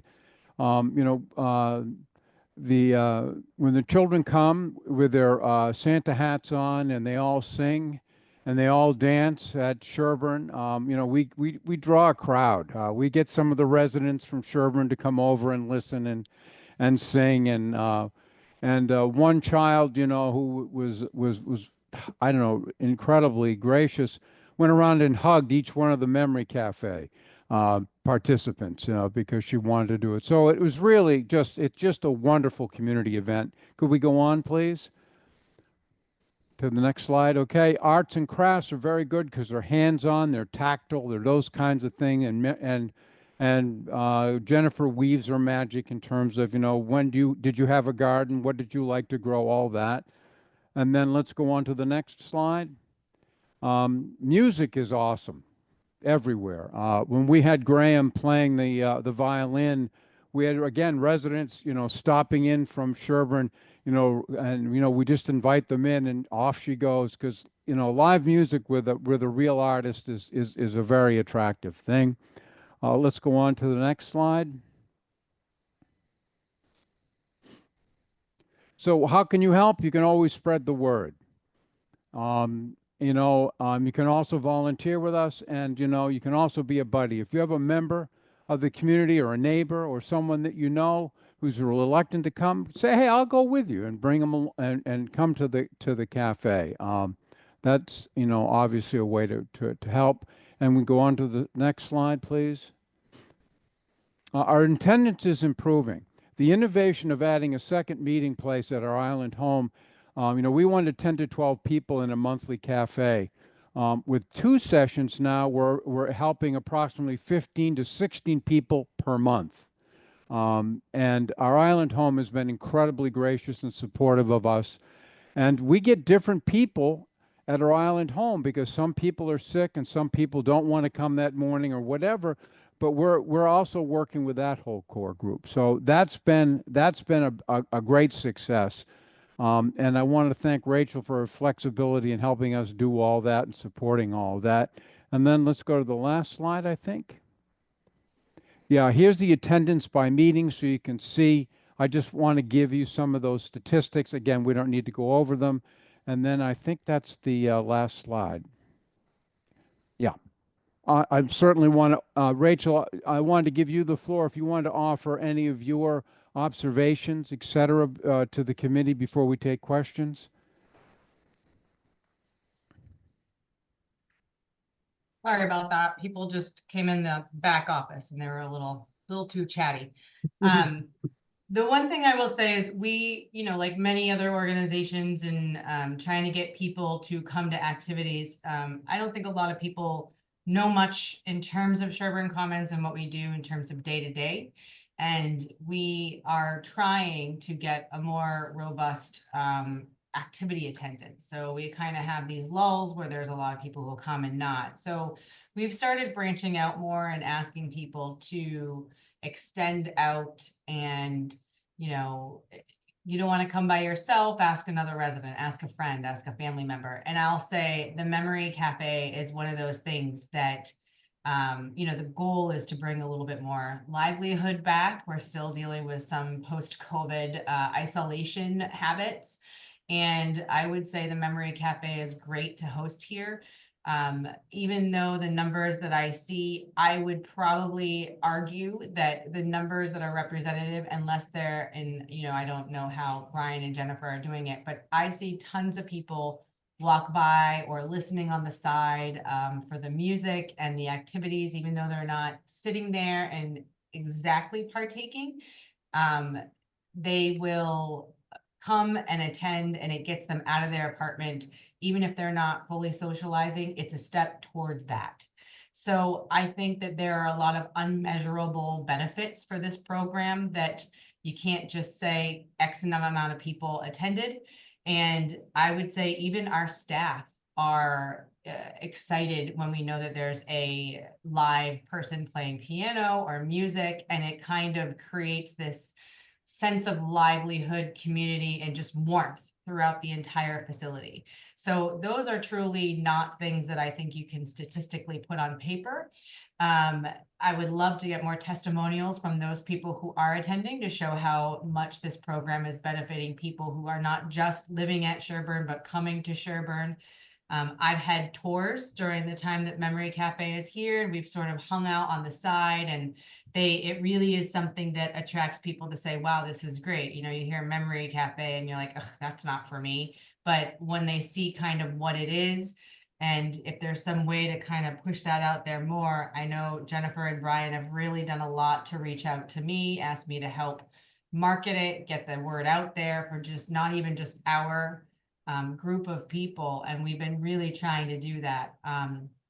So I just wanted to share that little anecdotal thing. So, the program is the program, the stats are the stats, but I think that there is a part of the program that you just can't measure. And we certainly see the impact of it here. So when they mentioned also bringing it out to the island home, because some of those people might have had a little challenge getting over to Sherburne, we really supported that, because there's a whole other population there as well that might not be able to engage as much, but if it's right there, they will. And I would say that happens here as well. If it's not easily accessible, people are a little less inclined to venture out, especially this time of year in the cold. So there is a draw that's coming. And I know sometimes these programs take a little time to grow. I was part of the one with Allison when we tried with the Alls meetup. That didn't, it kind of ebbed and flowed. And I know we tried to do the Memory Cafe before with Human Services. And I think I just want to commend Brian and Jennifer for what they've been doing and the people who are attending to draw people to the program, because it does take a little time. And I think they're making some great strides in that. Thank you. Questions, Jericho, for you and the committee, please? All right, do we have any committee members with questions? Okay, if Linda, and then I'll come Linda, Joanna, and then I have some questions. So Linda? I'm on the Council on Aging, and when Allison was on it, and we were big promoters of this, a lot of study, a lot of, fact finding. And I'm glad that it's working. It certainly is better than last year when there was like one person. Right. And we were concerned about the outreach and et cetera, et cetera. Rachel's right. It's a tough time of year, but it's also, it's got to grow organically. Are you putting the flyer? I'd love to get a flyer. Rachel has my email, but I'd love to get a flyer and I'll post it everywhere I can post it online. But are you posting this every month in our newsletter that comes out of the salt marsh? Because that reaches like 500 people. So it's Yes. got to be a constant thing. Every single month, you got to keep it in the newsletter. And it just needs to keep going. Because as the baby boomers, we're all past 60 now, and we're all headed in that direction into our second childhood. And it's gonna catch wind.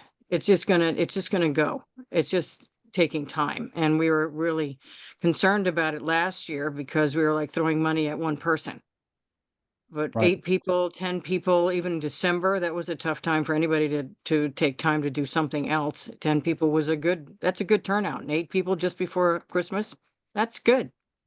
So I'm still in support of it. I was always in support of it. I do remember the adult daycare from years ago when we were involved with that. You know, that was like 20, 25 years ago. And I think this is something that we just got to keep supporting. But thanks for your diligence on this because it wasn't easy. It was very frustrating over the last year or two on this issue. And thank you very much. And I have to go take my son to work. He doesn't drive. Okay, right. John, I'm gonna go to you next. I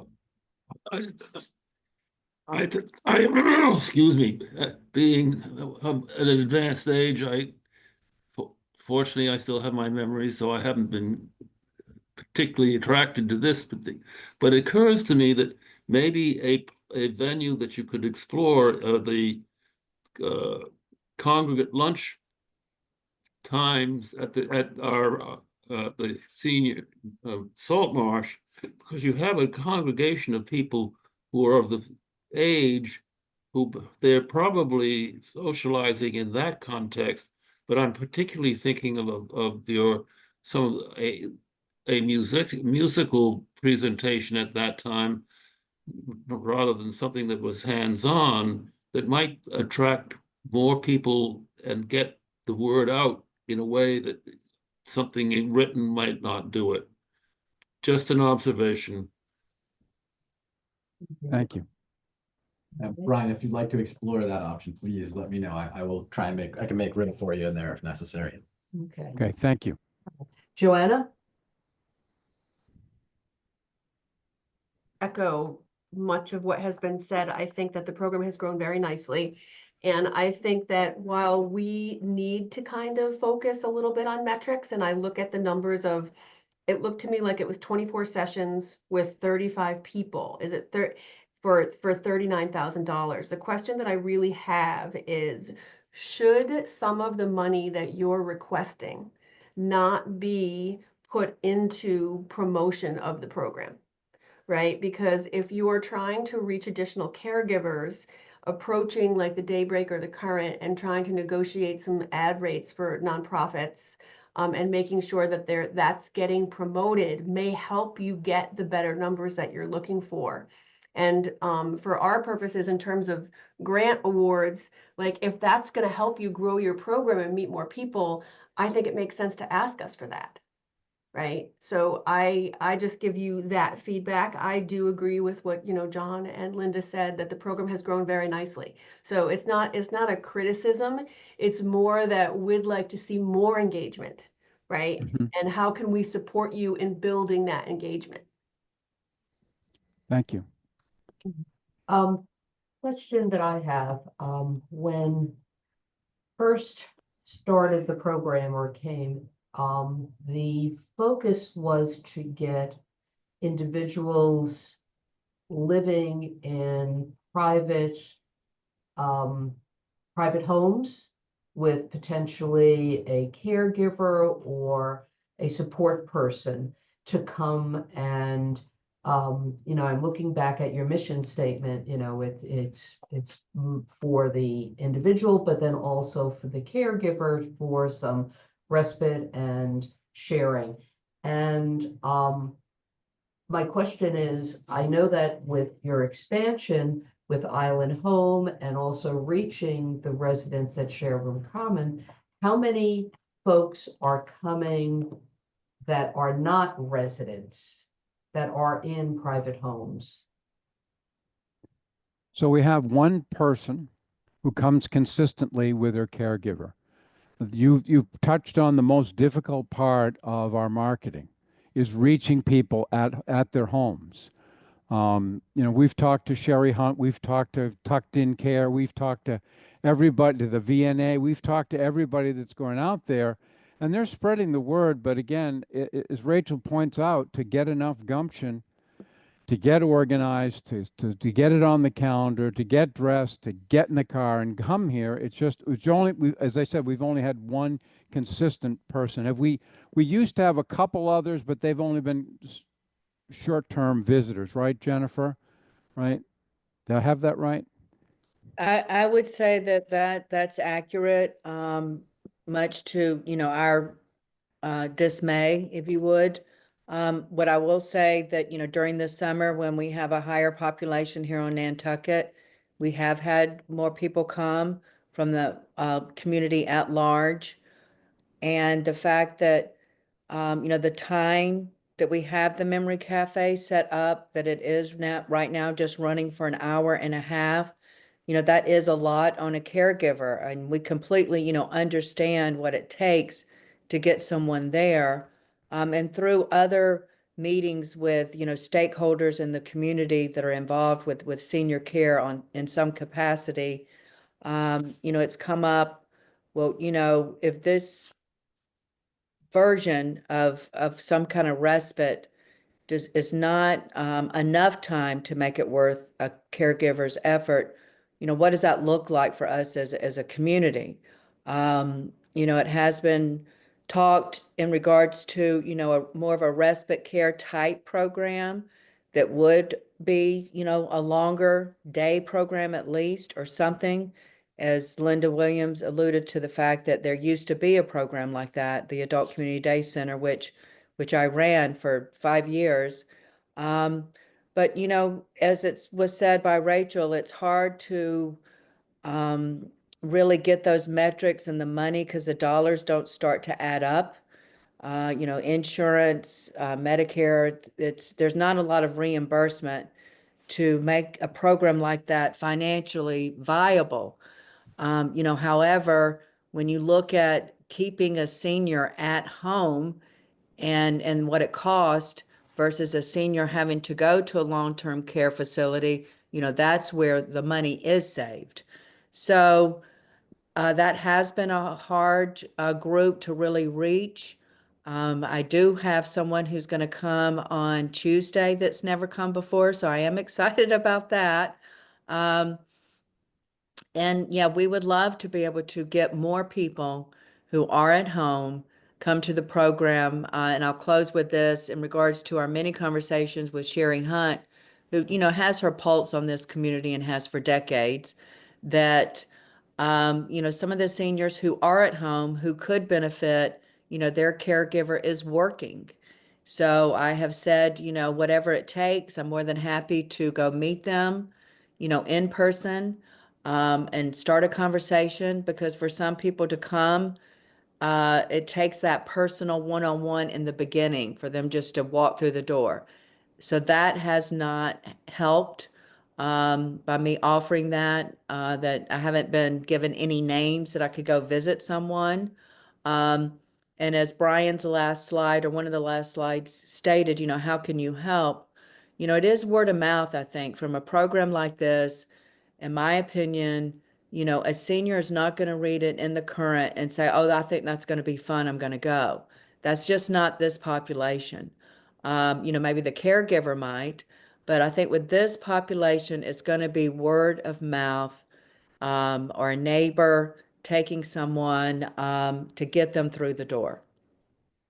I'm happy to hear that, because I know we spent time last year and the year before looking at how can you try to reach and get people out of their houses, but there are so many challenges, and the hour and a half may not be enough of a respite, just getting sometimes a individual dressed and out for the day and transportation. So I'm happy to hear that you are still trying to reach that group.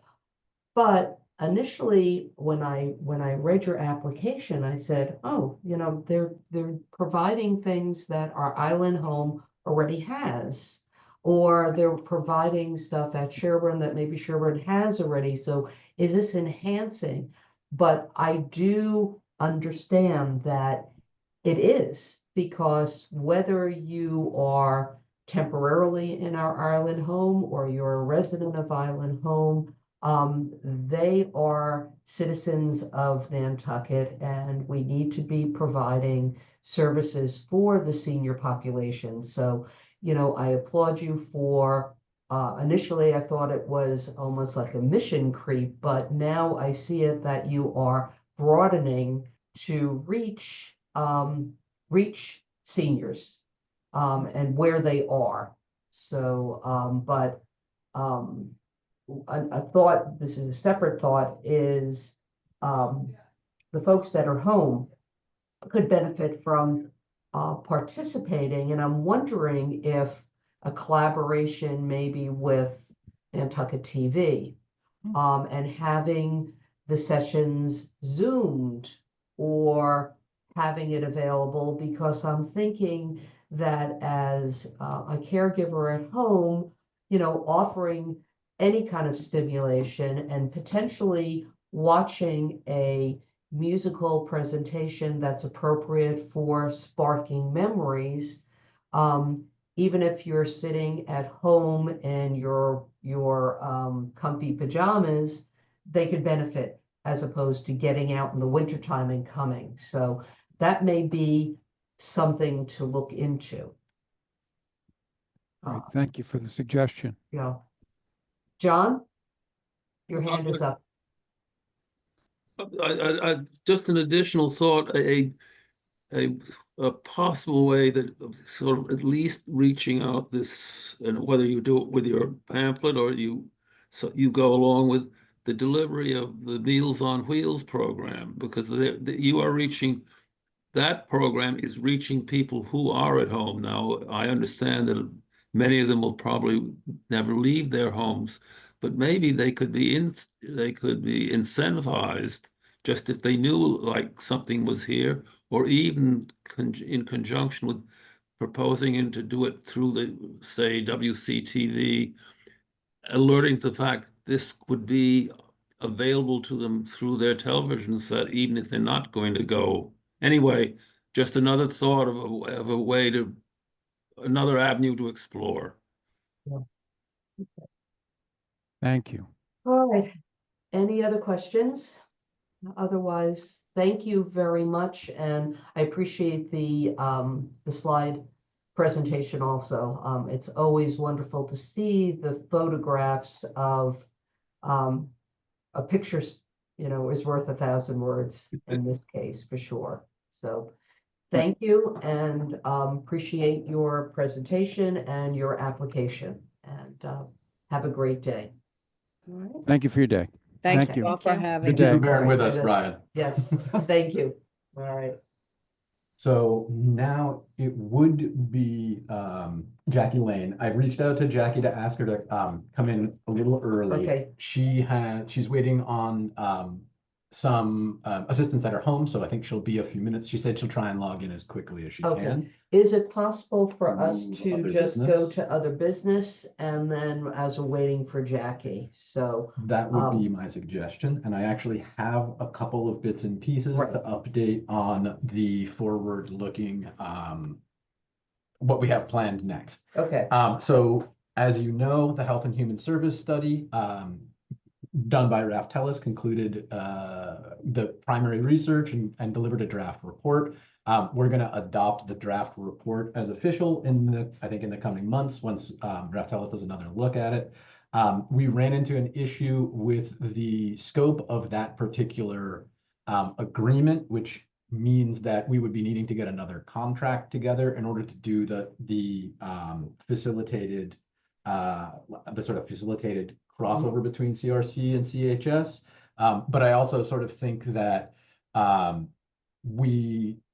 it may be possible, and well, it will be easier and more practical for us to sort of just do that on our own at this point than going through the entire, like going through a drafting process for that. So I think what we will need to do is have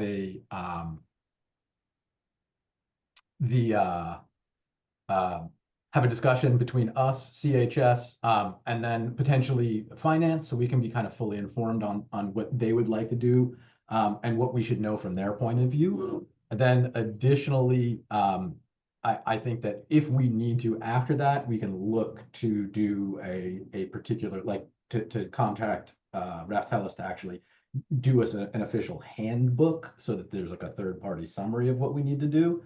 But it looks like as of Wednesday, we would need to redraft something completely from a new contract and put it to bid again. So, Okay. All right, so just to summarize that, our next step would be then to meet with CRC and CHS without Raftellus, review the material and the presentation we've gotten from Raftellus, and take it apart and come up with our recommendations.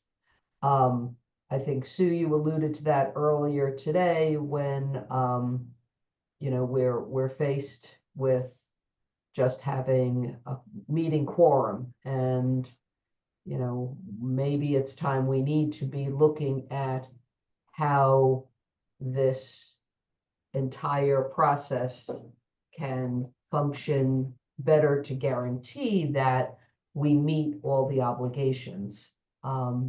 I know that I said earlier when we were talking about the applications we've gotten, I think that we have done some significant work in improvement to the application and to what we're getting as applicants, et cetera, but that is a portion of what we need to be looking at. So I think what we could do at this point is we probably should look at a date. Yeah. And we'll wait until we're done with deliberations, getting the report, getting that. So probably it'll be in March, My suggestion would be. late March. My suggestion would be to align it with the Q3 invoices and reportings, because the next step that we need to work on is the reporting process. So we've done a very good job of adapting and improving the application process, which is like the first domino. Right. The next one is to standardize and formalize our reporting process. And one of the things that I think that from my point of view is a necessity is involving the committee with the writing of the agreement. So I know to ask them the things that you are looking for, and then developing a standardized reporting process so that I can just show you how many, I can just pull up one page or print out one page that is everybody's report from a quarter without having to laboriously translate some things and convert handwriting and that sort of thing. Right. So when would the quarterlies be due? the quarters are, Lexi, remind me, what is the Q3? Is that April Q3? something. Yeah, like I think the due date is April 10.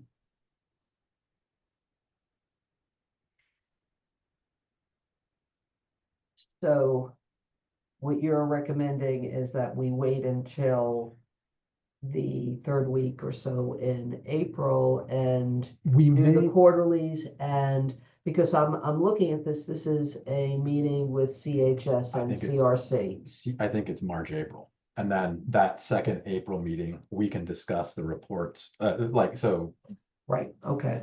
So the review of the Raftellus report with both committees would be in March. And then at our quarterly meeting, that would be in April, that's when we'll work on the quarterly reports and getting that in order. And if if we want to explore some of the recommendations in the draft report about combining committees or consolidating the structure of this, then that would be a time to introduce to the CHS members what we're doing, like how that part of it works as well, if we wanted to do another joint meeting. And I'm not saying we do, I think we get closer to the date on that. Okay. That's an update on the HHS study. I have one additional update, which is for the needs assessment. The needs assessment contract and bidding process is underway. I've submitted a draft and preliminary evaluation rubric. We are going to have to do it. We are, not only are we going to, we should be doing a broad and official bidding process. So this will be going on the state bid site. I've scouted ahead for 2 or 3 specialist consulting firms that have a history of doing rural municipal needs assessments. There's a couple in New Hampshire and one in Maine that their portfolio has obviously not islands 30 miles out to sea, but otherwise somewhat similar resort-based rural communities that they focused on. So we'll go for a full bidding process. I spoke with Brian about that Wednesday, and I think that we're trying to expedite the process through with an idea to get at least the contract in place and some preliminaries, like some concrete start days to help us. So at least the initial part of this needs assessment is planned to start in August or September, so that we won't have it to set our priorities when we're asking for money for next year, but we will have it to provide some data to back up our deliberations for FY27 when we do this again next year. We should have some data, and the process should be up and running at that point. At that point, once we have that going, I think CHS's primary mission is going to be supporting and expanding the scope of that that project. But we should have this. I think I just sent the rubric and everything in. It's getting put into our procurement system right now by finance, and we should be putting this to bid relatively quickly. I spoke, myself, Brian, and Libby have been in discussion about this, about getting this rolling as quickly as possible. Got the dates if you still need. For the quarterlies, yeah, what is it? Just for So April 10 is when the Q3 ones the invoices are due, and then July 10th is due.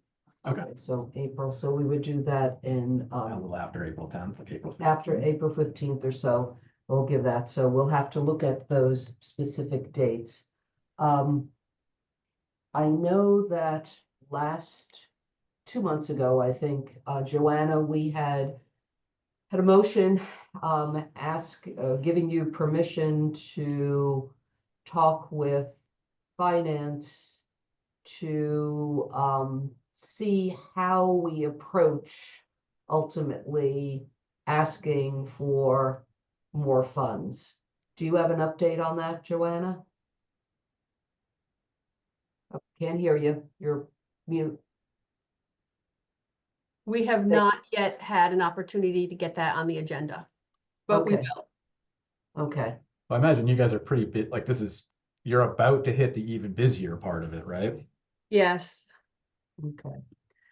And if I'm looking at our calendar here, we have next week, we will have the balance of our interviews, which is on the 17th. And that meeting may go a little bit longer because we're fitting a few more interviews on that. So it may go until noon, I'm not sure.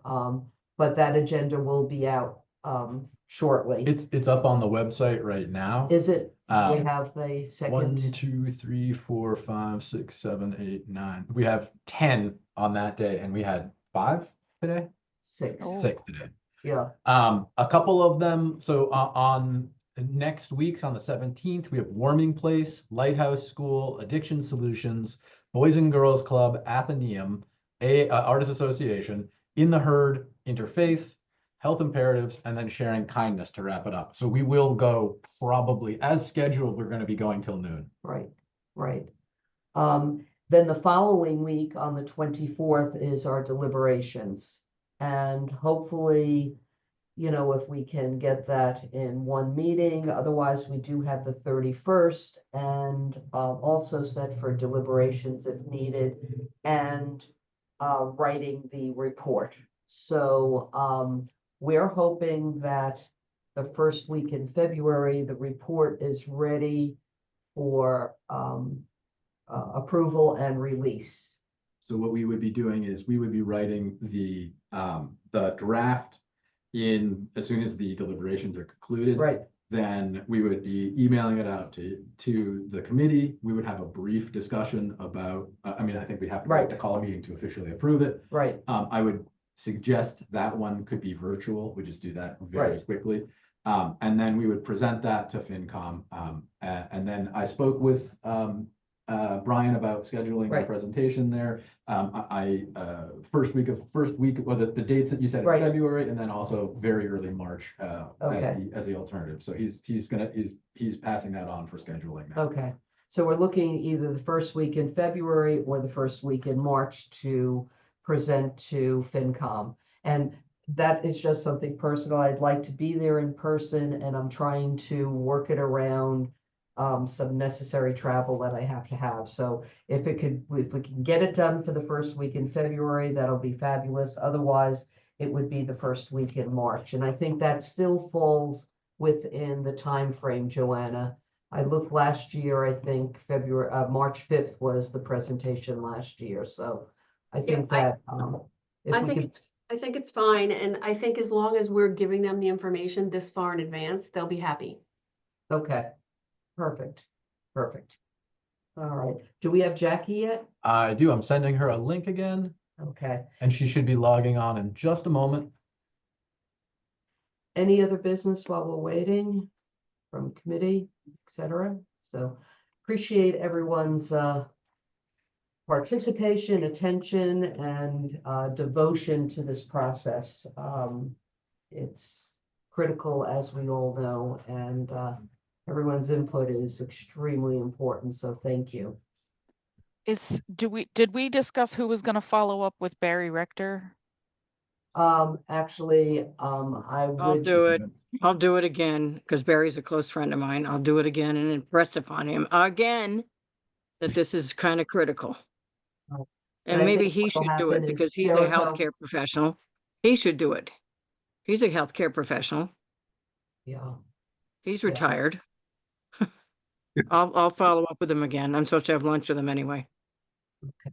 And I will also follow up with Jericho with this. So, you know, it's, you know, we need a quorum, of course, but we also need as many people's view as possible in on this. And there's a reason that there is someone from that committee. It was done back when the charter was done, and I believe they were lined up in the they were lined up by in the original bylaw, and I think there was an intent to align the spending of the contract review committee with the overall planning being done by NP and EDC, and then at that time. And this is me reading historical tea leaves. At that time, the master plan project, which was administered through NPEDC at a county level, was kind of the overarching plan for how various things were going. Since then, I believe it has pivoted a little bit to be the select board municipal level with the strategic plan. But it would require a bylaw amendment at least to pass at town meeting. Right.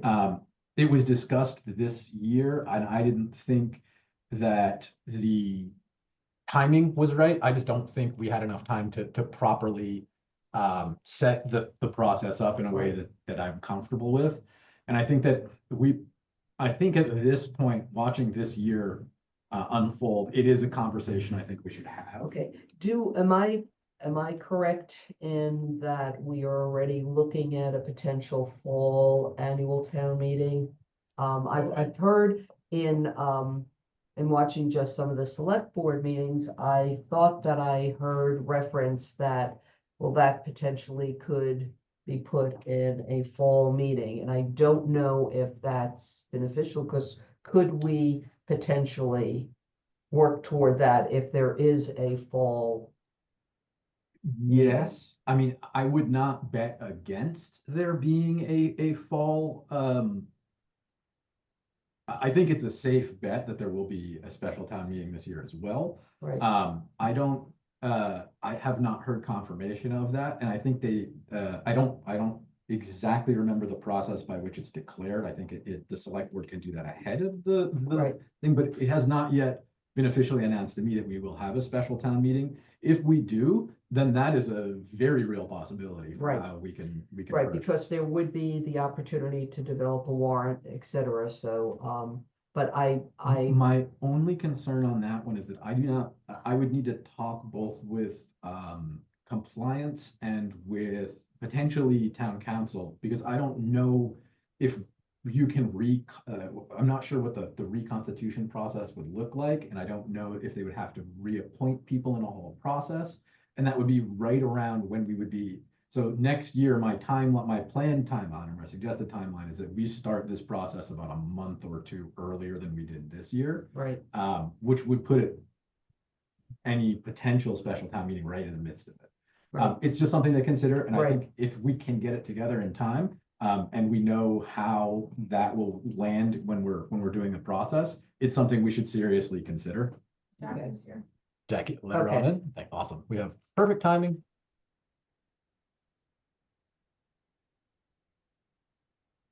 Yeah, Jackie hopping in just a moment. Switch us back to Valerie. Okay. Hi, Jackie. Good morning, Jackie. Hi, All right. Thank you very much for adjusting your arrival time. We really appreciate it. I wish I could have gotten on a little earlier, but lots going on here. That's okay. We just flipped a agenda item, so we made use of our time. So thank Oh, you. good. Take a deep breath, Good. and whenever you're ready, if you can give us an overview of your grant application, we'd very much appreciate that. So thank you, Jackie.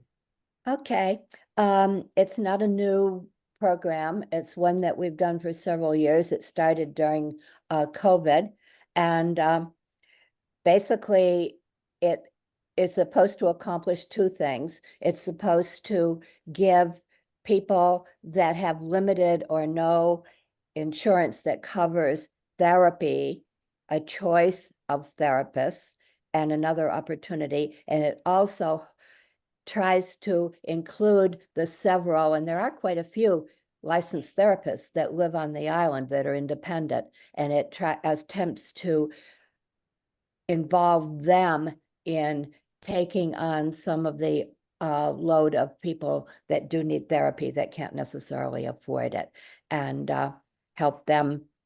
They live on the island, and that, it's part of the island economy. So hopefully it does two things. It has been very, very much used this past year because of the way I wrote the grant. The program was only for people with children or with children or single parents. And when I notified the people, they had to drop several of their adult clients. It was kind of traumatic for them, and I got quite a bit of flack, but they adjusted. And at this point, until the end of June, the program, as was written for this year, has been based on youth needs. We'd like to bring the program back to its original form, which would still have the whole youth element. We have we limit any compensation up to $125 an hour for therapy. The range of what we pay out is apt to be anything from $50 to the full 125. We have some people that will ask for 200 or for 120 because they charge the client $5 to put some skin in the game. And also, we have quite a few people that ask for $75 compensation to bring them up from an insurance part too. So no therapist can get more than $2,000 a month compensation. They're limited that. Some of these therapists actually, when they list, because they have to fill out a report and they by initials list their clients, and that's for confidentiality. And they list the number of sessions that that client had. And so I can count the number of therapy sessions given in any month. And there are 3 of the therapists that continually do more than the 2,000 a month. And they put in what they have done under the program. And of course, they're only compensated the 2,000. So I don't know what else to say about it. It's not new and different. It's I think it's providing a service, and NAMI is, our motto is the 3-legged stool: to support, educate, and advocate. And I think that we are supporting healthcare workers as well as our clients with this program.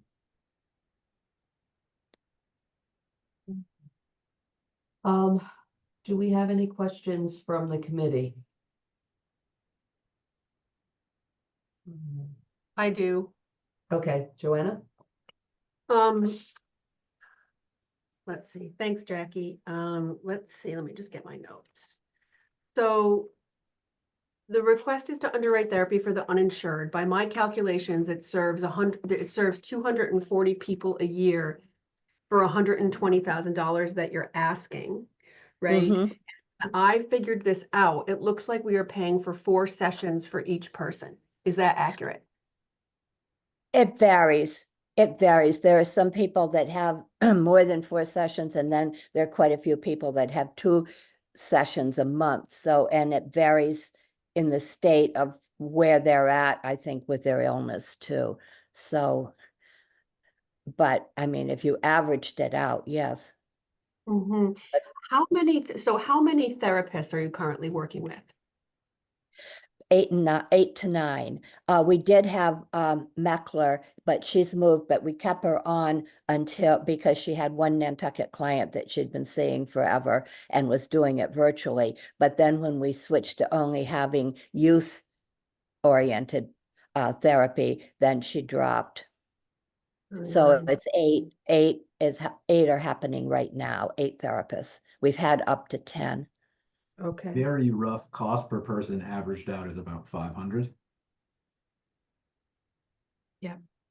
Right, and that's for multiple sessions, but Yeah. from what you explained, Jackie, it's not a flat fee of reimbursement from the grant per client. It depends on what insurance is coming in and filling that gap, and it varies. So we can't say that of the 240 people that they're getting the same amount of the reimbursement. I think this Absolutely true. This is one of the things that concerns me, is that there's not a standardization in terms of what you're paying your therapist. I understand that the ceiling is 125, but some of them you're paying 75. And so how is that? Like, I don't really understand how that works, right? So if you have 8 therapists and so they're deciding what they're getting paid, or you're deciding what you're paying them? And there's a certain amount of honesty involved in this. They are getting paid up to $125 for a therapy session. If they're getting compensation from the client, and we've asked that clients that can afford to pay some, but maybe can't pay 125, would pay part. And I think some people probably have some, maybe Mass Health, some insurance that pays part, but doesn't pay nearly what the going rate for an hour of therapy is on Nantucket. Now, I'm told, and I'm just told this, I'm not an expert, and I was told by therapists that an hour of therapy for someone that is, self-pay would actually, on Nantucket, would be about $250 an hour. And the max we're doing is 125. But Joanna, I mean, it's limited what I can question in a way, because there is all the confidentiality involved too. but that's why it varies. Okay, and then this idea that now this program is only going to be for kids, is that what you're like? I want to understand that. It was only for kids this year.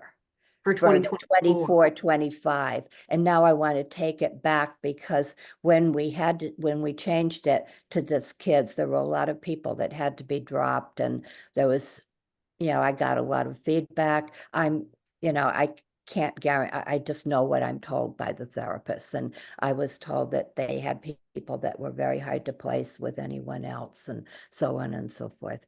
I mean, that's something I was told. I So, can't. I think it would be good for our group to understand the impact that had on the engagement with the community, and in the sense of what does the data look like when you were doing this for both kids and adults? Then what does the data look like when we're doing it just for kids? And then what does the data look like now as we go into the future? Because this is going to be important for us to be able to measure year over year to determine the efficacy of your project. All right. We've done the project quite a few years, and the data came pretty much the same. And then when we did the children's one, it went down a little bit. But on the other hand, when we did started the children's one, it was a time when children had a huge need.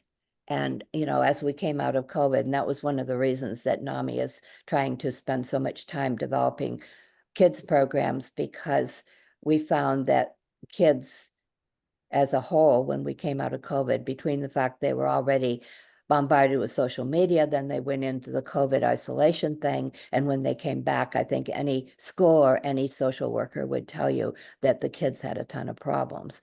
And so there were, I think, more kids that were requiring therapy or looking for therapy. I think there were more parents that were concerned because kids that they didn't think had a particular problem maybe were a little more vulnerable after all of that. So Well, I don't disagree, because I know that, Fairwind still has a waiting list for kids therapy. yeah. So it's a little bit of a disconnect that you wouldn't have more engagement if they have a waiting list. You know what I mean? Well, we have as much engagement as essentially as people, and some of our therapists don't do as many kids. I think they haven't been people that have necessarily done adolescent therapy, which is, of course, what we're trying to target with this particular grant for this year. Then there are other therapists that could do 1 million kids. Right. And then probably my last question is, the therapist that you're paying, do they have like a certain standardization of like credentialing? Are they all LISCWs, or like there's nobody who is not an LISCW? No, they are all credentialed. And how we got the credentialing, remember back when William James College was doing the phone thing where people could call and try to get matched with a therapist? It was a service for Nantucket. They vetted all the therapists, and we use their vetting so that every one of these therapists is vetted. Yes. Okay. Yeah, they would probably either be LICSWs or LMHCs or LMFTs. Okay. But that's all licensed by the state. Yeah, that's what I was double checking. Okay. All Right. right. Thanks. Thank you. And to get Thank their you. reimbursement or whatever, they would also, with insurance, et cetera, they would also have to be credentialed or whatever. So, for sure. I have a Okay. quick question. Yes. How do people find out about this opportunity with the private therapists?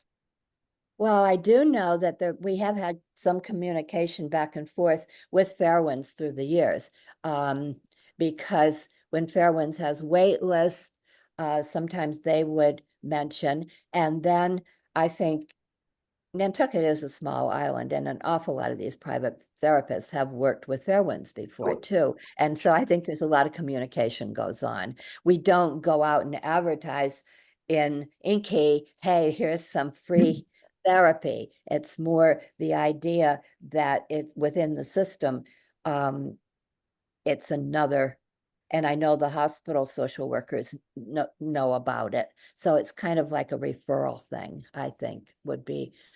And I feel that it's effective. I think our therapists get as many clients as they feel they can handle at this rate, our independent therapists, because I know that different times when I've had somebody call me and they need help, I have kind of called around to the different independent therapists if they've had any openings for you to use this program, and usually they don't. How many of these people are on Nantucket? The therapists, Mhm. they're all on Nantucket. Okay, and are they seeing the clients in person, or is it mostly virtual? No, it's about 3/4 in person. And what's virtual, most of it is because a client wants it virtual for various reasons. No, I've stressed, I'm a big believer in face-to-face therapy, quite frankly. Okay, great. Alrighty, no other questions? Appreciate your time today, Jackie. And we will be, we continue with our interviews next week, and we'll be doing deliberations. And if we have any additional questions, we will reach out to you. All right. Thanks, Well, Jack. thank you for consideration. All right. Thank you. Thank you. Thank you, And Jackie. stay warm. All right. Stay warm. Yes. Okay. Yeah. Sure. Bye-bye. Thank Be you very well. much, Jackie. We appreciate your flexibility as well. Okay. All right. Okay, thank you. Okay. Moving on, any other business or any comments, other business or any comments on our, we're not gonna do deliberation, but any comments on any of our meetings this morning or next week? Or if there's follow-up that you'd like me to do with individual presenters over the course of this, that came up over this, that didn't fit into the question and answer. I actually have a Just that question. rundown from Fairwinds on their priority list. Fairwinds, and I don't know if Dreamland has to do anything with us because they've scaled their application. And then ahead of deliberations, I'll get another version of the data sheet with the last couple of years of historical spending on Right. it. And I'll include the revised bid. I am gonna ask not Fairwinds, the Dreamland to send in a written notification of the adjustment of their bid. That would put a hard cap on what we could award them, which I don't think is gonna interfere with things. But when they put it in writing like that, I'll just revise the final Okay. agreement as with the maximum. Yeah, it would be nice to see an updated program budget. Oh, to see what they're gonna do, specifically. yeah. I might, Yeah. actually, that's a good point. I will actually directly reach out for that, for in writing and then a revised program budget. Right. And then did we send, when we invited people to be interviewed, did we send them questions that we had come up with at our last meeting? I did not get that out ahead of time. I did provide it, I did get it together and collated for Veronica, so we didn't miss any of them. And I've been checking the questions that we have, and so far, whatever we talked about in advance has been asked.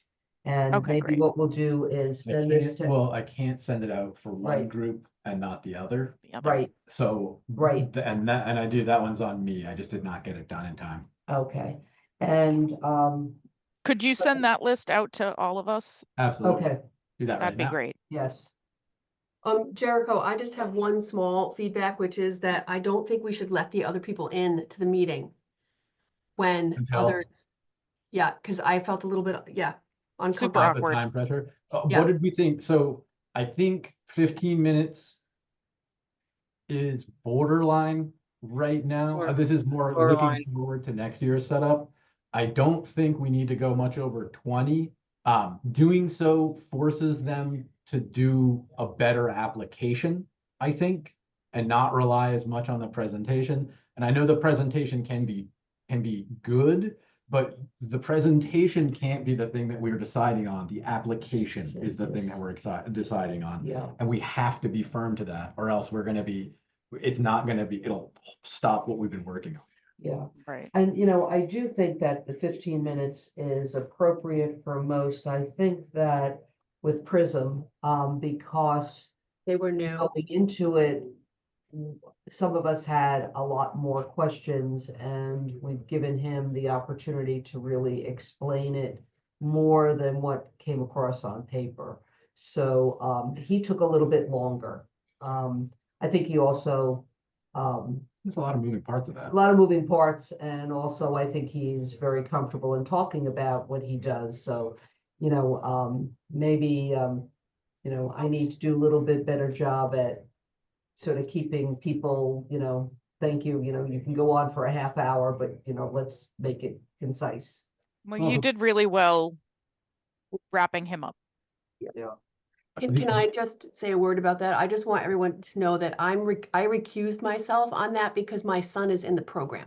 Right. And Right. Right. What I would, and I don't know how to do this, I would like to give a little bit of feedback about his experience in the program, which I think would be helpful to you guys when you deliberate. But I want, like, one, I'm not going to vote on this, right? Right. And I Is it- is it appropriate to have him prepare like a testimonial?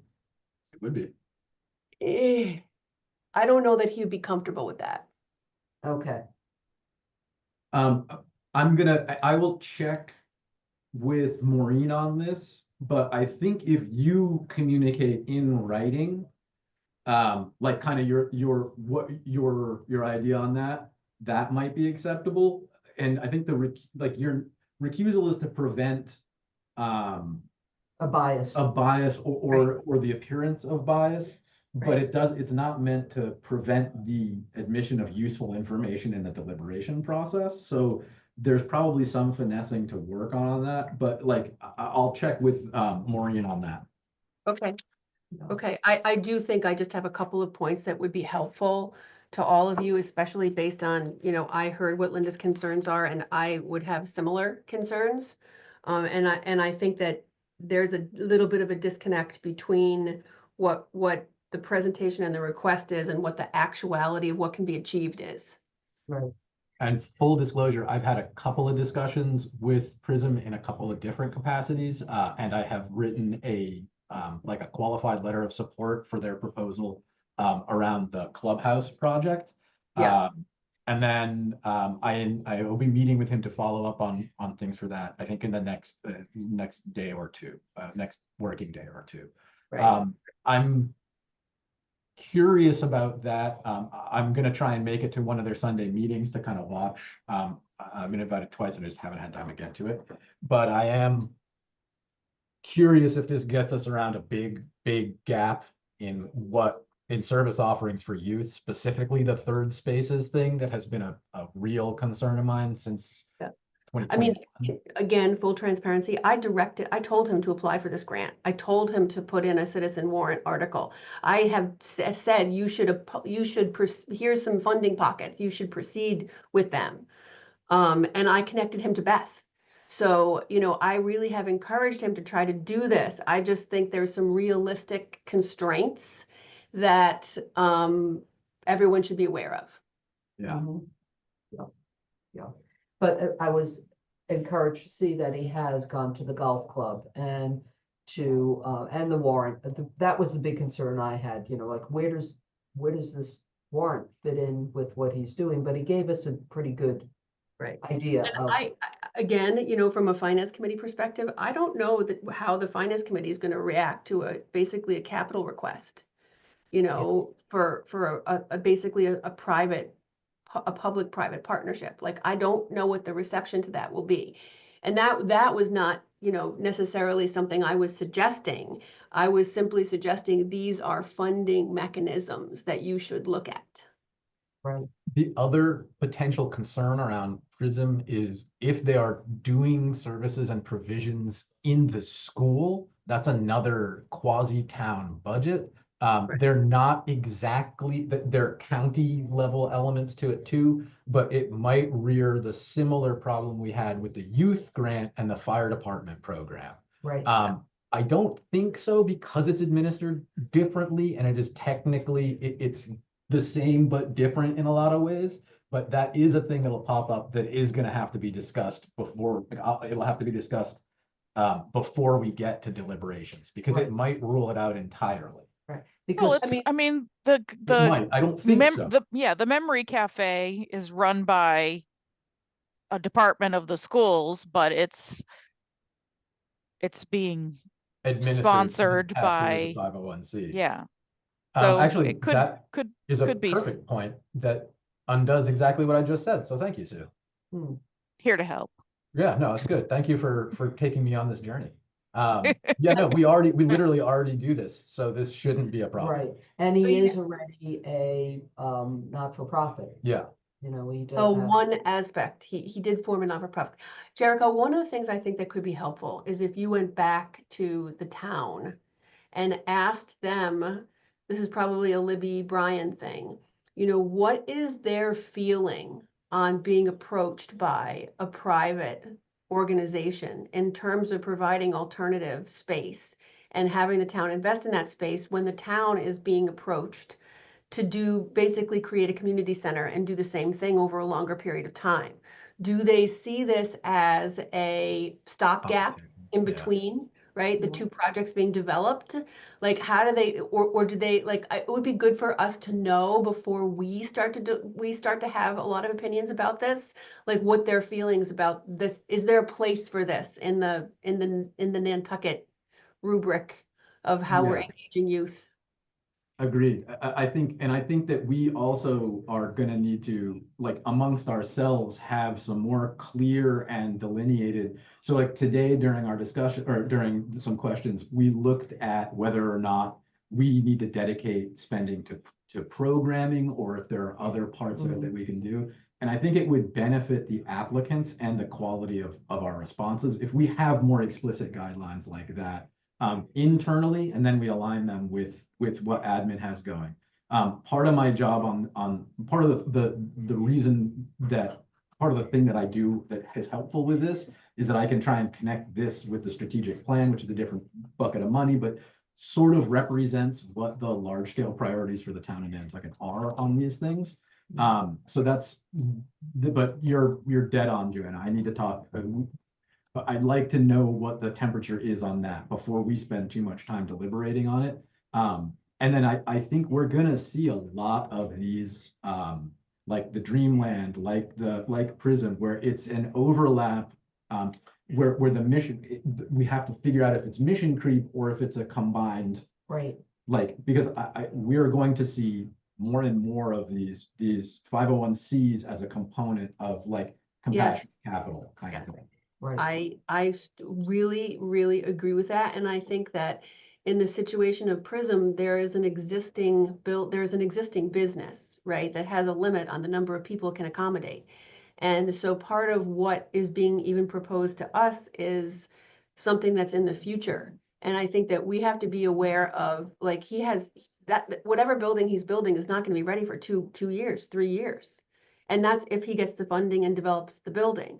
So really what he's asking us for is underwriting the cost of coaching the group of students he can take now, which he has been doing at his own expense. I get that.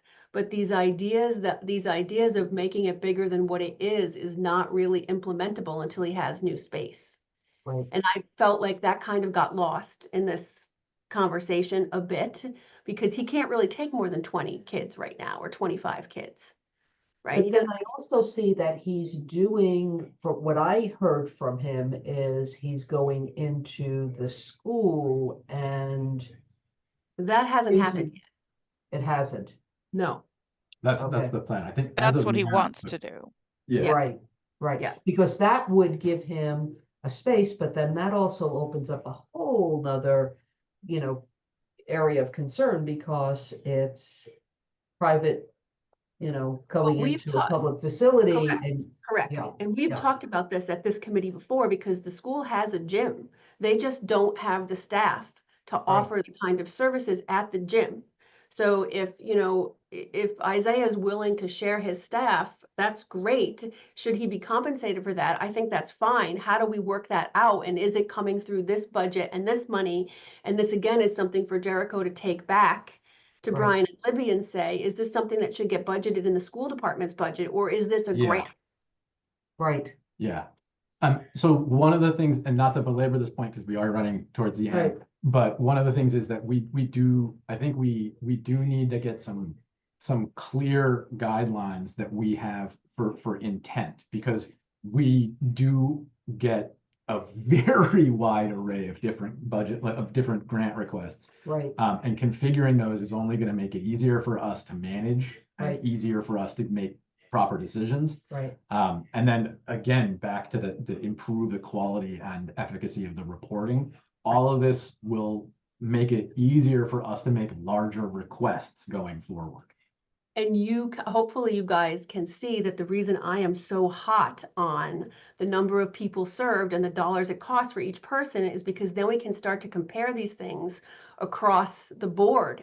And so when you look at a memory cafe, 35 people, 24 sessions, $39,000, and then you look at what, Isaiah is doing, and then you look at what Star is doing, you start to see where do we have the most impact and what do those costs look like, right? You don't, and there's no value judgment on which program is necessarily better. They're just different pockets of the community that we're then affecting, and we can start to see where the money is best leveraged. Right. Well, and it'll be great to compare that to a needs assessment that says, if we're spending all this money on, I don't know, 15 to 16-year-olds, but the needs are 75 plus, then even if it's cost effective, are we serving the people we need to be serving? I think we need to nail a couple of metrics, and I think that the cost per person served is like the temperature on a day. And then we need to find the equivalent of like the humidity and the wind, because I don't think you can sum it up completely in a single value, but you need to start with something. And one of the most important things about what the weather is going to be like is what the temperature is. Right, because there are some portions of our population that the cost per meeting their needs may be higher than another. And I'm thinking with STAR program, if you have specialized, whatever, it's going to cost more per, Well, there's different equipment and it takes longer to set up. I mean, there is a different element of that. And even, we could take this back to the NAMI piece.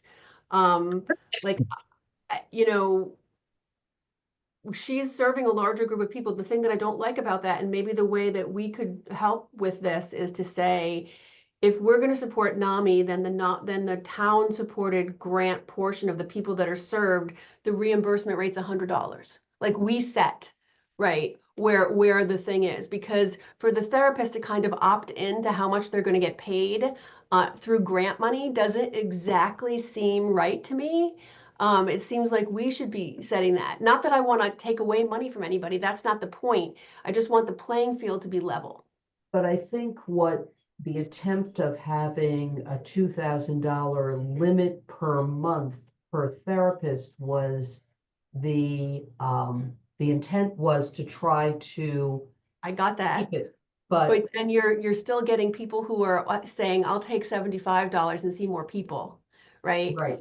Instead of having it just be fair across the board. Right. Right. So this is the kind of stuff I think we need to have a dedicated meeting to later in the year. As we go into, once we've made once we've done our deliberations, made our awards, while I'm writing up the agreements and the reporting circumstances, I would really appreciate your guys' input on like what data do you need to be looking at? And it doesn't need to be numerical, it can be qualitative. I've asked for qualitative assessments for a bunch of things in the reporting this year.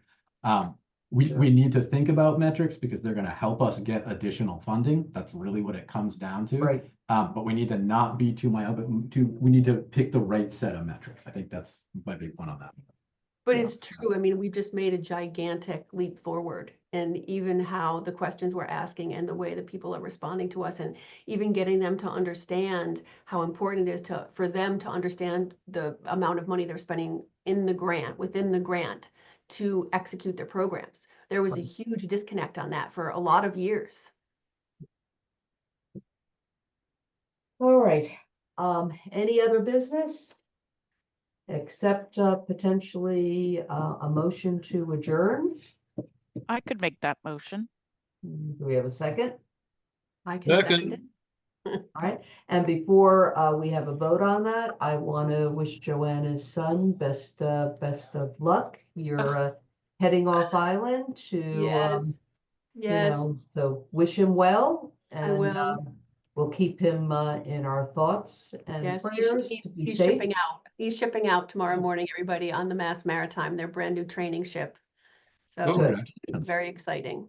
Down to Wonderful. the Caribbean where it's Yes, warmer. lucky him. I know. Oh, Yeah, is he lucky going to the him. Caribbean? Oh, Well, wow, really? Can we be yes, a stowaway? He has, Yeah. I would say that he has probably 10 days of some really rough weather, and they've already adjusted the ship's itinerary to stop in New York City for a couple days to try to avoid some of these storms that are Wow, coming. there's a bunch of stuff So, going on there right now. yeah, so this is a real learning opportunity.